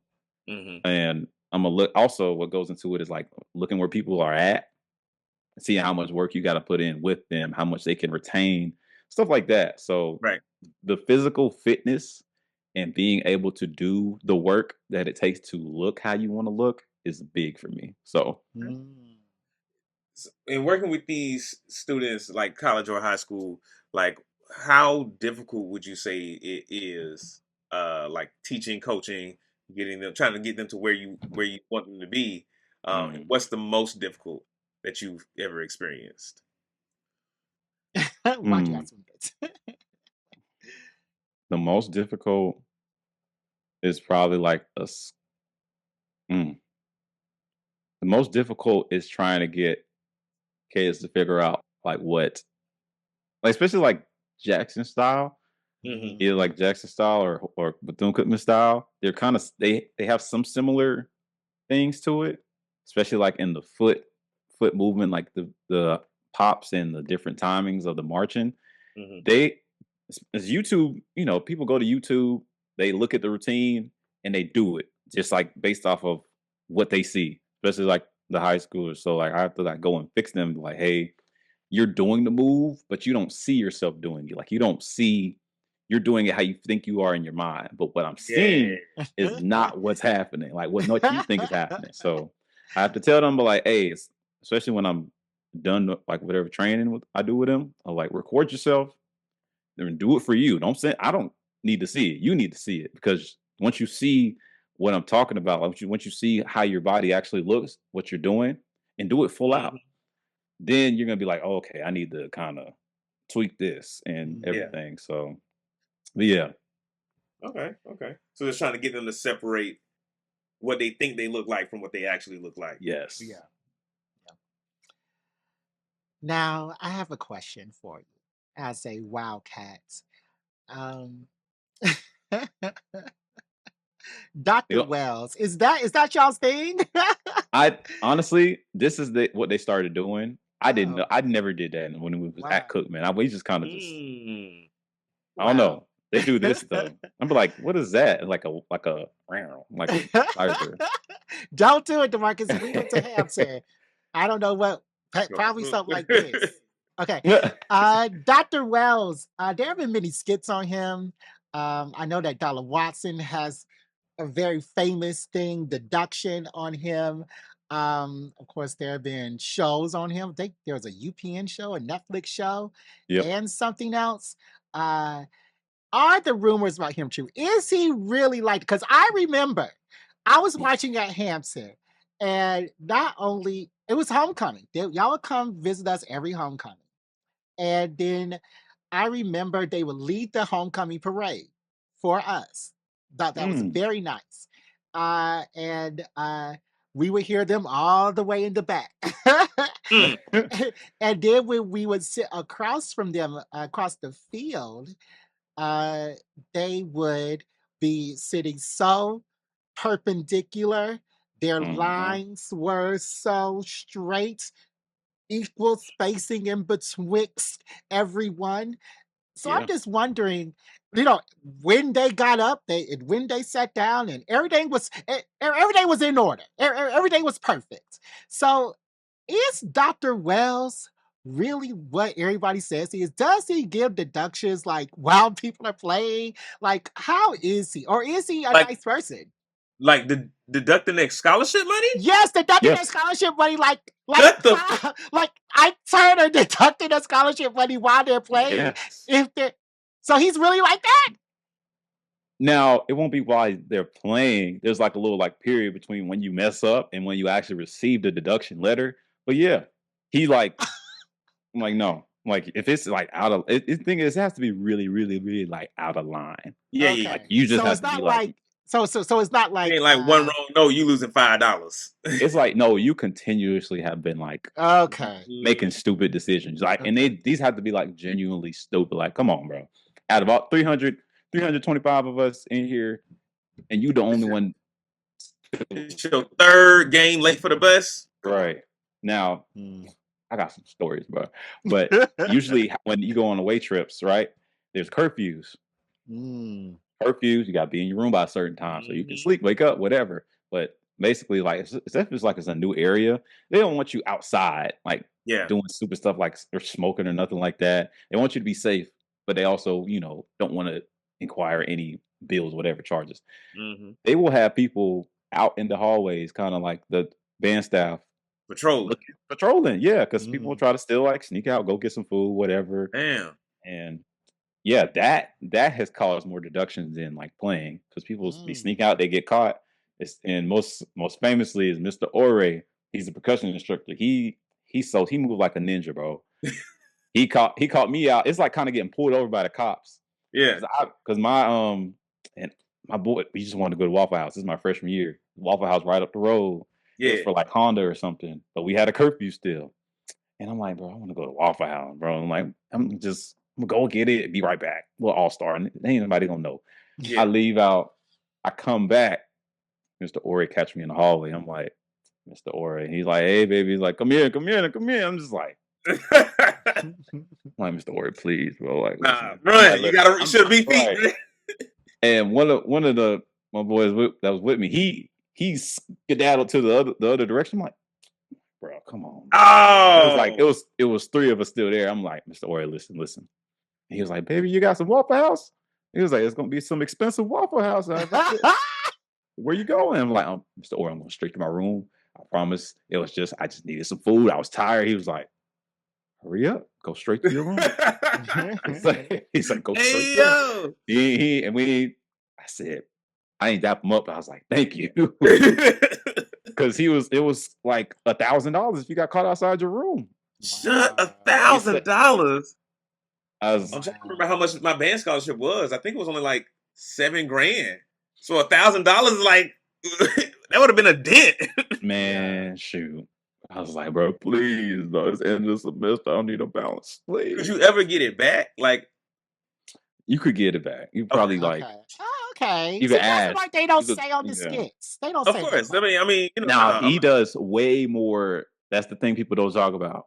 People talk about the deductions, but they don't talk about the additions. You don't talk about the people going in there asking for more that really need it, or be like, hey, listen, I gotta, not like say I got a balance, or like I just need a little more help.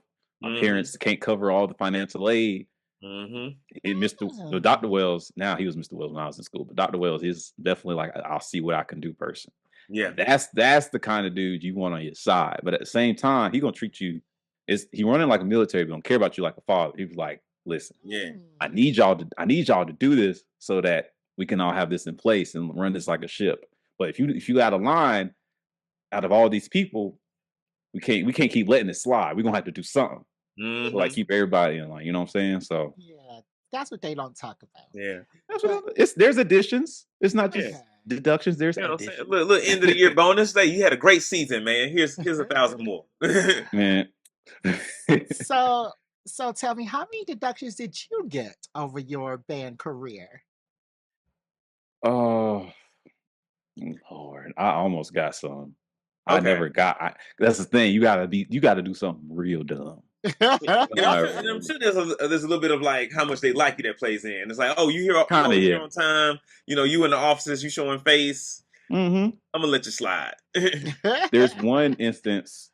There's only one instance I feel like I almost got one, and that was as a drum major, because we have uniform deductions, right? And this, which is like the least kind of one that gets dished out, but it's like, he goes around. We wear the Bates, the little shiny shoes. Oh, I hate them damn shoes. Yeah, they so hot. They cut your fucking ankle up. Circulation be gone. Everything, but like if your hat falls off, or if you didn't put your uniform right, you got your hat hanging out. Those are like deductions, like covering the little emblem in the back. Yeah, stuff like that. It's obvious, real stuff. But some of it would be malfunctions, and you'd understand. But if you started this field show like that and you ended it, and he caught you, you'd be like, nah. Yeah. But what happened with me was like my spat broke. This isn't me as a drum major, so I'm out front. And the spat, like white spat, shiny white spat. One of it breaks, and this is at the beginning of the show. Breaks, falls off. Me, right?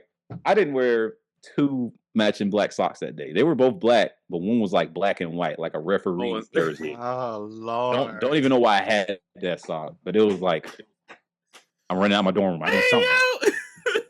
So yeah, mind you, I was panicking. Right, I'm at one spat as a drum major in the front of the band. Yeah, I look at my head drum major, and the field show is going on. So the band is playing, audience out there. So I can't physically talk to him or vocally. I'm just like giving him looks. I'm like, look at my feet. And he does this. He just like kind of real quick. We're marching in time, and all this is happening. And in my mind, when he did this, I'm like, take off the other one. In reality, take off the other one. I'm like, bro, my dumb ass took off the other one. Golly. Leave me alone. I'm marching. Yeah. So I'm like, that probably should have kept the other one on. So what did I do? I'm marching. I go ripped the other one off. So now I have no spats. What I almost got a deduction for was ripping off the second spat. Because they saw you do that. That was saw me do that. And I'm telling you, Wells was like, "What did you, son?" Right. And I'm like, think what about sense it. did that make? He's like, I was panicking. It didn't make no sense. Panicking. And like, oh, that was. I tell you, we do this like we do ride outs, right? We be in the squat, deep low in the squat, just that whole time. My pants started going up. Yeah. Right. All I could feel was just the breeze, and you could see my socks. You just see my like a little Mitch Mac socks and like a little bit of my shin. I'm like, you just wrong on all counts. Yo, loud and wrong. Still wrong, but still trying to still dancing in the front. And I'm like, bro, I really hope, you know, he don't see this, but he like drum majors are near the 50. And so is band staff. So I'm just looking right at him. Everybody. I ain't got no spat. There. You looking Wales in the eye? Kinda. He looking me in the eye. He's like, I know that. I feel like that deduction wait for me on the side. Like as soon as I stop. Hey, I already got the paperwork drawn up. Right. He's like, here you go. Like, money gone. But he didn't. So, because I explained it to him, and I was just like, yeah, in my head. He's like you an idiot, but okay. Right. Thankfully, bro. I was just like, boy. I don't think anybody really, well, now that I'm saying it like publicly on here, which I don't care. It's a band story. I'll tell it. But if you could, I'll never tell the performance. You gotta dig deep to find that performance. I ain't gonna tell you. I know exactly where the video is. I'm not telling nobody. You know the minute it happened. Right. I know the minute the performance where I was. I'm like, no, I ain't telling y'all. You gotta go find it. All right. Well, that's what I'll be doing for the rest of my day today. Of course. But but now you have passed our interview segment. So now we're going to ask you our 17 questions. Now, Isaac, these questions are 17 questions based off of previous episodes that we've done, based off of our conversation, and based off of things that we, want to know about you. These are quick fire questions, so you don't have to answer they can be like short yes, no answers. But remember, this is a podcast. This is a conversational show. So we kind of want the full answer, but it's up to you. Are you ready for our 17 questions? Let's rip. Let's do it. Okay. What HBCU would you go to if you did not go to Bethune Cookman? There's only one right answer. Oh, Lord. Fail. Y'all not going. Oh, my goodness, no. Oh, my goodness, no. Don't. I'm not even going to let them have that. Y'all not going to hear that come out of my mouth. Wow. I think it would probably have to be, if I didn't go to Cookman, I'd probably go to Jackson. Would be my second choice.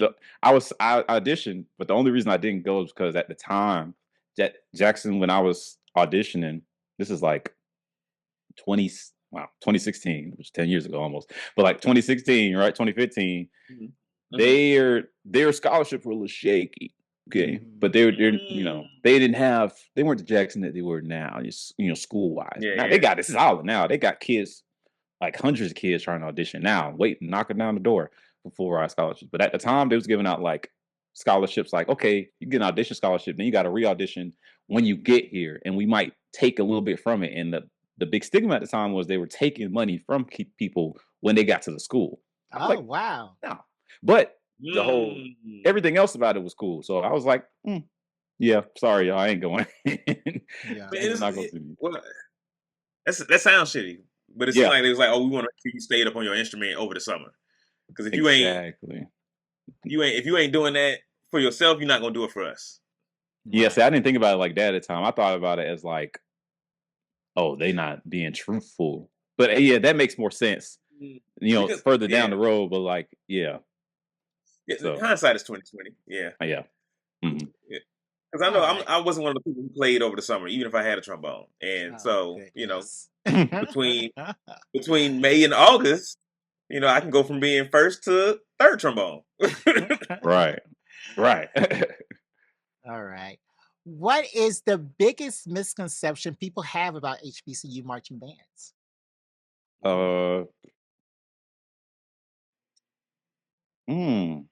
What's the biggest misconception? I think the biggest misconception is that I say a lot of people think HBCU bands aren't musical or can't be, and like they're just loud, loud, loud. It's like no, that's just how people play is a culture. Cranking is a culture. Like that is a phrase that was developed, I'll say, or coined at Southern, and they have like a whole podcast on it. I won't go into that, but how people express themselves on an instrument. That's Black people in general, jazz, gospel, rock, and different art forms. It's just marching HBCU marching bands is just a different art form. How Black people express themselves, and people take cranking as like loud and uncontrolled. I do not like that. I actually make sure I speak out against that, but it's just more people not being informed, not being well informed. There's a lack of not knowing and stuff like that. So yeah, a lot of HBCUs or some, there are definitely I could count 5 right now that could go toe to toe with any like DCI band, any like big SEC school that that's always on screens and stuff. Yeah. There's a comment that I made on some band, and some girl who went to Georgia State University said that all I see is HBCU bands. They don't have any musicality, and this song doesn't even sound like the song on the radio. I was like, and I listened to it. I was like, this song sounds exactly like the song on the radio. It has the same alterations in the tone. I hear the voice. I hear the song. What are you talking about? You're just being a hater because your school doesn't have an HBCU marching band. Like, what are we talking about? Like, are you listening with your ears? Are you trying to just be a contrarian to actual on a rage bait? Right. But Yeah. the rage bait didn't work on me, as you can see. Okay. As a dad, who is the greatest dad on TV of all time? Oh, TV. Dang. That's a good one. Dad. From anime. Like you want like from TV, like all TV? Because I got anime answer and I got a like real life sitcom answer. Do it all. Okay, from anime, Bartholomew Kuma from One Piece. Kuma, oh, I just saw his art. No. As a matter of fact.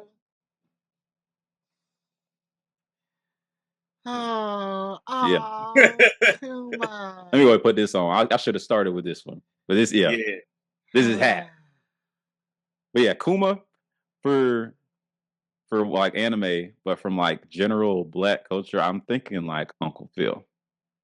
Yeah. Uncle Phil, like, because you don't really see a lot of people, or especially like Black people, taking value in helping out their family. It kind of looked down upon. Like, it's like you should have your stuff together. Yeah. And you kind of get shunned for stuff like that. So I think Uncle Phil, he took on somebody else's child and raised him up and helped him come through. Like when you're talking about Will, of course. But it's the lessons that he taught. It's just like, bruh. And he's the way he stepped up, not only taught them, but stepped up to protect them and still disciplined who he needed to. And it was like he got his point across, but also was the protector. So I was like, yeah, that's who I want to be like. Yeah. That's how I want to move like. That's our first Kuma, and I just saw his thing like a month ago, and it was very sad. Oh, you ain't seen. Once you get there, what arc you on? I am on the next arc, so I saw the whole thing. So after 1-0, so that yeah. Okay, yeah, you got it. Sad, very sad. But I guess you're the first person to say Kuma. A lot of people have said Piccolo as the best dad on TV. Piccolo he does what he needs to do. Yeah. He's the dad that stepped up for sure. Yeah. Another father question. What is there to watch on TV nowadays for a little kid?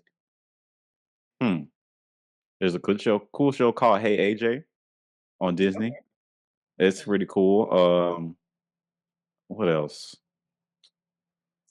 Honestly, yeah, I like Hey AJ. You know, like Gracie's Corner is cool. Yeah. Oh, they just Um, got a Disney they Plus deal. they just got a Disney Plus deal, and the deal is like they just playing everything that's already been made by Gracie on Disney. Yeah. So it's like they really kind of that's all it is. It's not like they making another whole new show. It's just instead of being on YouTube, it's That's just on licensed to Disney. the content. Yeah, Mhm. which is I was nervous about for them, but I was like, hey, that's way better because reintroducing it to more kids and stuff. Yeah. But yeah, those are kind of Bluey too. Shows that Okay. kind of emulate life. Bluey is a big one because they emulate kind of the parents' viewpoint, the kids' viewpoint. Just kind of like touch on different points and different stories. So it gets a little personal. Okay. Yeah, I just hate that paywall. Because when we were kids, we had Static, we had Kids WB, Fox Kids, Man, Nicktoons, Cartoon Network. We had a plethora of TV that we could watch, and now every day gets even Sesame Street nowadays. If you want to watch an episode of Sesame Street, you got to have your Netflix subscription. So it's just not great at all. And they almost took my dog out. Sesame Street.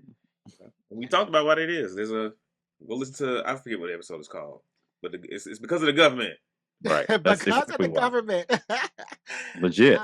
All right. Who was right, Professor X or Magneto? Golly, I love this question. I watched X-Men 97 just to finish. I caught up just the other day. But Magneto was right.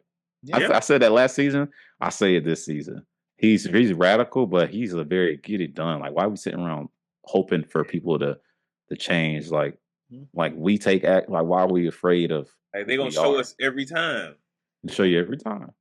Every time. Like, we are legitimately, the mutants are better than them, but we're not gonna be able to coexist until they accept it. Why do we have to accept that? We have to come down to you, bro. Yeah, don't get me started. Magneto's right. That's my answer. Magneto's right. That's the correct answer. All right, aliens come to Earth. What marching band do you make them watch to love human beings? Oh my gosh, that's hilarious. I don't know. I'm putting them on the Bethune Cookman. Okay. Straight up. Okay. Straight up. That's a good answer. You want to know why? Yeah. Because I'm gonna use this our advantage because people like we play the same book, blah blah blah. Yeah, well, if they out in space and they get a broadcast, they probably got a broadcast from 10 years ago. And if it's from Bethune Cookman and they come to Earth, we're gonna be playing the same stuff. So they're gonna get the same stuff that they saw in space. Stupid. So yeah, what do you got to say about our book now, huh? The aliens, we living up to their expectations, not Earth's. So there you go. I hope that's how space science works. A very solid band. Y'all are very solid. You can't say the Bethune Cookman's not solid. Yeah, you can't. Oh yeah. What superpower would you have if you could have superpowers? Superpowers. Superpower. Give me matter manipulation. Well, go ahead, give me. Excuse me. Matter manipulation. Yep, matter manipulation. I mean, can't you manipulate matter now? Can't you just like pick up a book? That's not that. You know what? That's way too physical. I mean, like, molecule man type. I'm extra broken. Creating universes. Okay. Oh yes. All right. Yes. And who is your favorite Black superhero? I just said this to somebody. Oh my gosh, Blue Marvel. Oh, Adam Blue Marvel. Sheeran.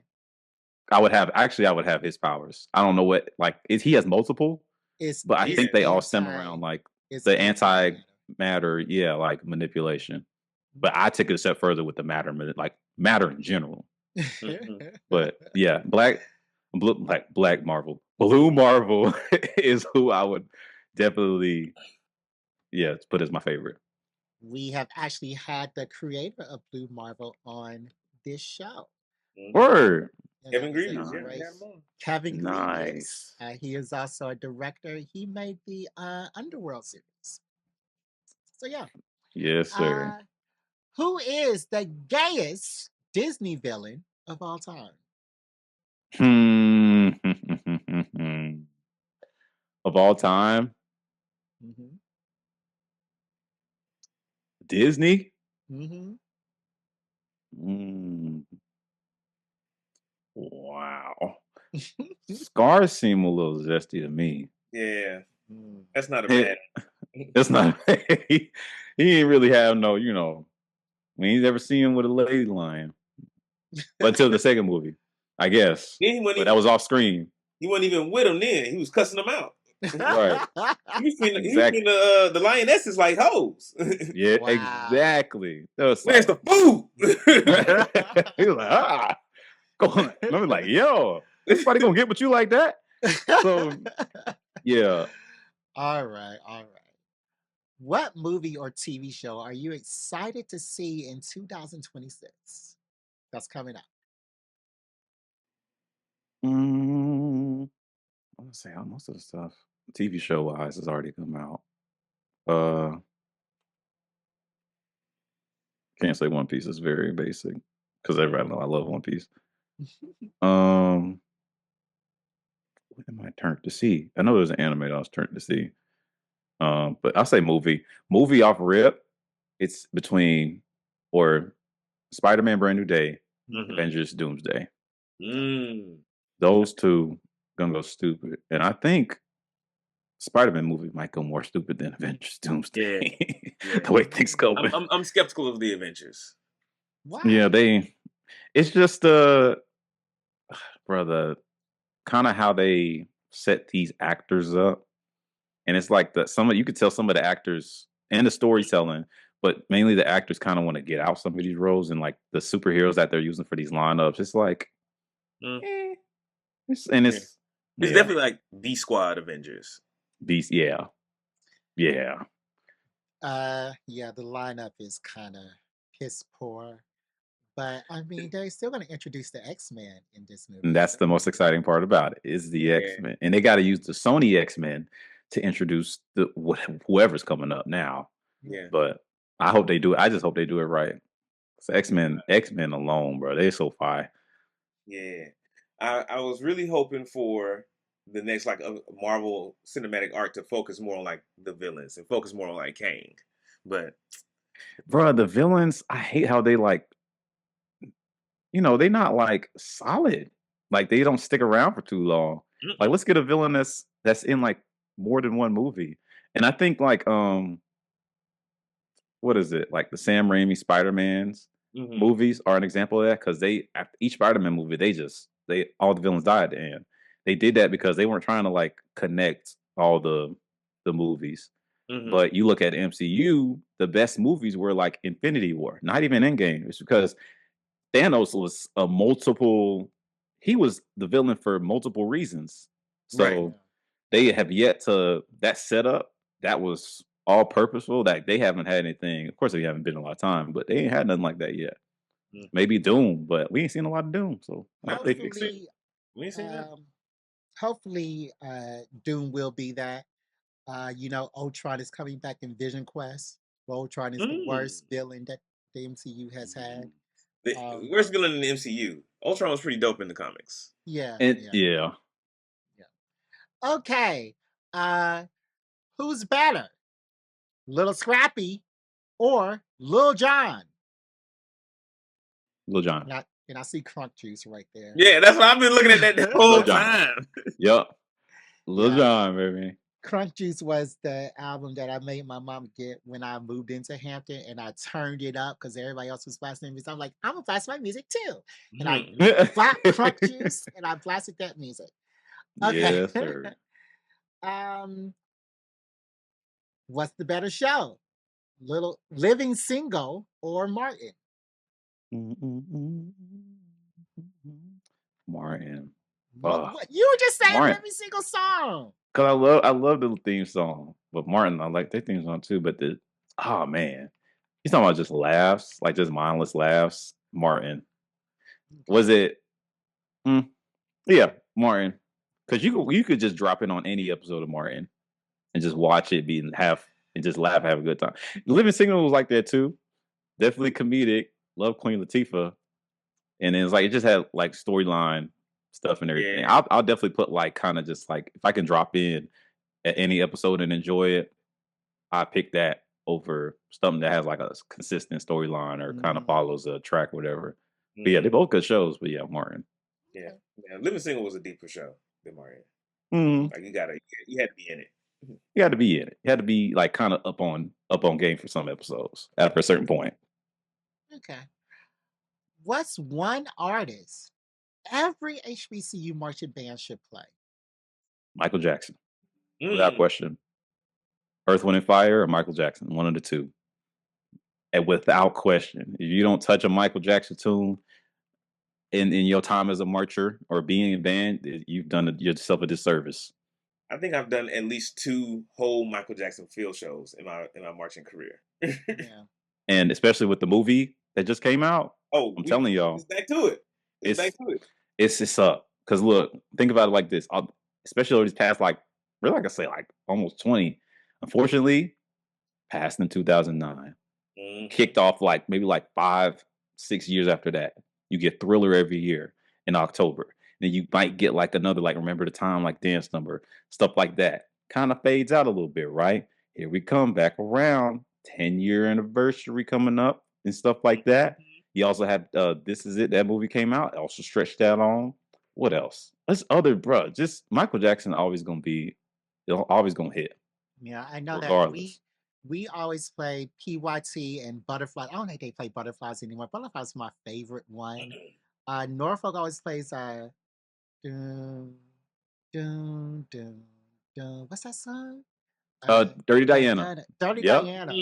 That's the other thing. Like the arrangements will go like crazy for like a year or so. Yeah. Like just recently, the Liberian Girl Challenge, where everybody was like kind of doing the dance and whatever. That went crazy. Now bands got to pick that up.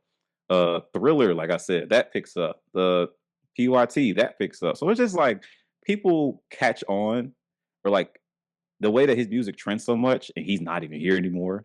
You would think, bruh, it's crazy. So yeah, Michael Jackson, bro. All right, who's your favorite rapper turned actor? Rapper turned actor. Rapper turned actor. First person I think of is Will Smith. I mean, he has an Oscar and an Emmy. I might shoot. Rapper turned. It's not that many. There's a whole bunch. There's quite a few. It's not. There's Queen Latifah. There's. Oh wow. Well, yeah, there is. On a few TV shows in the movie. Tyrese kind of he did a rapping thing. Snoop Dogg, Ice Cube. Wow. Wow. Okay. Okay. T.I. Wow. Yes. Okay. Say it. Turned actor though. I'm gonna have to go with Will Smith. Like as far as the category, that's a respectable answer. Will Smith. That is a respectable answer. The best. Yeah. Yeah. The best. You could say Nick. Look, you could say Nick Cannon, rapper turned actor. You can. Much better acting career than rap career. Look at my face. In my personal opinion. Exactly. What is your hardest marching band take ever?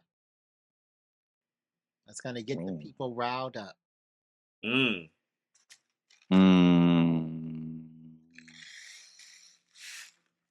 Well, I think I have one. Nothing that I've already said. I don't think I. Oh man, marching. But you said marching band take. Yeah.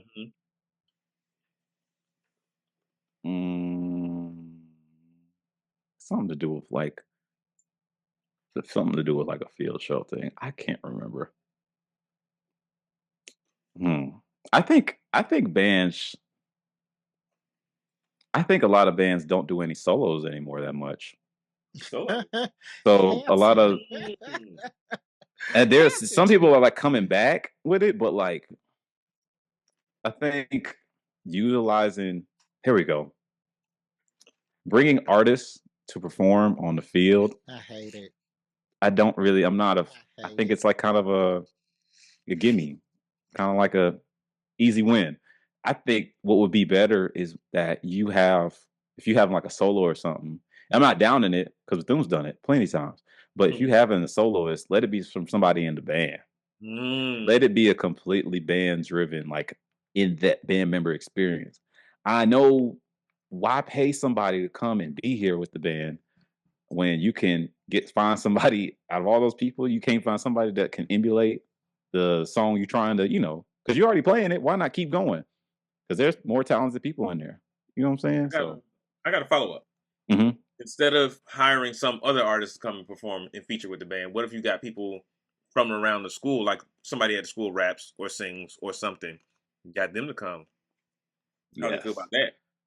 Have like audition. Yeah. Like you use your school's resources more. Like use the people like you shouldn't have to look too far to put together a full functioning show. Like, I mean, hey, if that artist wants to collab with y'all, that's cool. The times changing, everybody trying to get the views and go viral and stuff like that. But I'm saying like give the people in your band a chance. There's I hate when artists of any, like local artists on school, famous artists perform with a band. I hate it because the sound never matches up with the singing. It always sounds off. The only time it's good is when somebody in the band is like singing a gospel song and the band sings behind them, like at FAM that one Fam View, time. yep. And the only other time is when Chloe Bailey, she just performed with Regular NT, and I hated the singing part because the microphone's always off. It doesn't always sing. But then she See, I danced didn't with like the that. girls. She danced with the girls, and I was like, "Oh, okay, now that's nice." It was nice, but it was out there. It was not. I was like, oh. I mean, it was with Golden Delight, very famous auxiliary team. Yeah.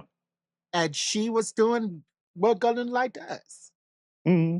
But the thing is, think of it like this: would it be more impressive if somebody came out and killed her song, or is it like you expect her to sing her song? You get what I'm saying? It adds to like the band, like kind of the performance factor. It's like they really got some people in that band. They're going crazy individually and as a whole.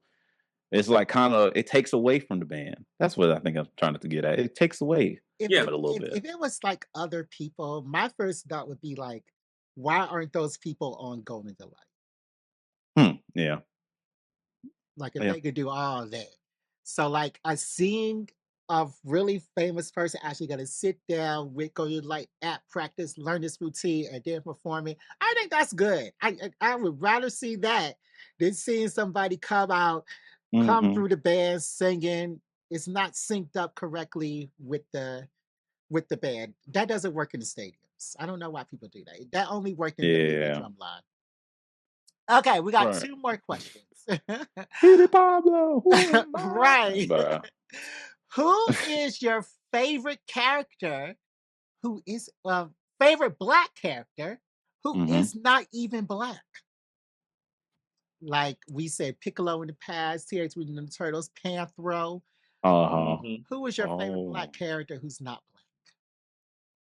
Favorite black character who isn't black? Skeeter from Doug. Oh wow! I might have to say Piccolo. I might have to say Piccolo. Yeah. Hey, because he got that do-rag on every time you see him. Right. Like we see the fit, Piccolo. Like sit down. Right. And then every time he comes into the battle, it's so hilarious because he been there. He watching you get beat up. He's just like waiting, like for going like Piccolo help. I watch Dragon Ball Z Bridge. Hilarious, by the way. But yeah. Okay. Piccolo for sure then. Okay. Final question.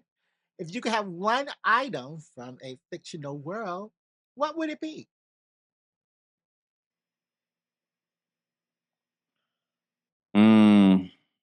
I've been asked this. People be like, Infinity Gauntlet, but like that don't include the stones. Stupid. You just get the glove. You didn't think that through. But right. Man. What? Oh, oh man, it's a DC item too. It's no, it's not. Not the Ultimate Nullifier. It's something Superman made. Not the World Forge. Uh, The green it's one. like some computer. It's like I can't think of it. It's like not the mother box. not the mother box. It's something crazy. No, I can't, bruh. Okay, I remember. Oh my gosh, I remember. I don't remember. That's why I'm looking like this.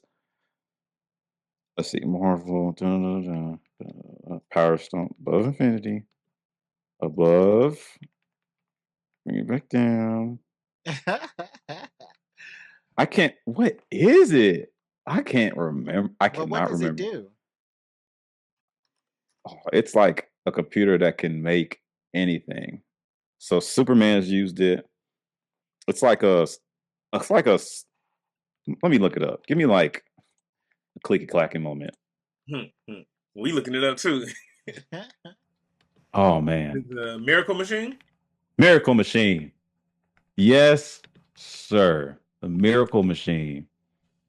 Why did I not remember that? So it's by like these dudes called the Controllers. It's like the Beyonders for the Marvel universe, but bruh, I think Superman had to use it one time. But it's crazy. It does whatever you need it to do. Okay. Whatever you need it to do. And this thing's kind of huge, right? Yeah. Yeah. Give me the pocket version. The pocket for All right, Isaac, that was the end of the 17 questions. Isaac, wow. We want to thank you for coming on to our podcast at the last minute. I booked you on this show. So thank you so much. And really, Isaac, we have been watching you online across Instagram and TikTok. And we got to say, we love what you're doing.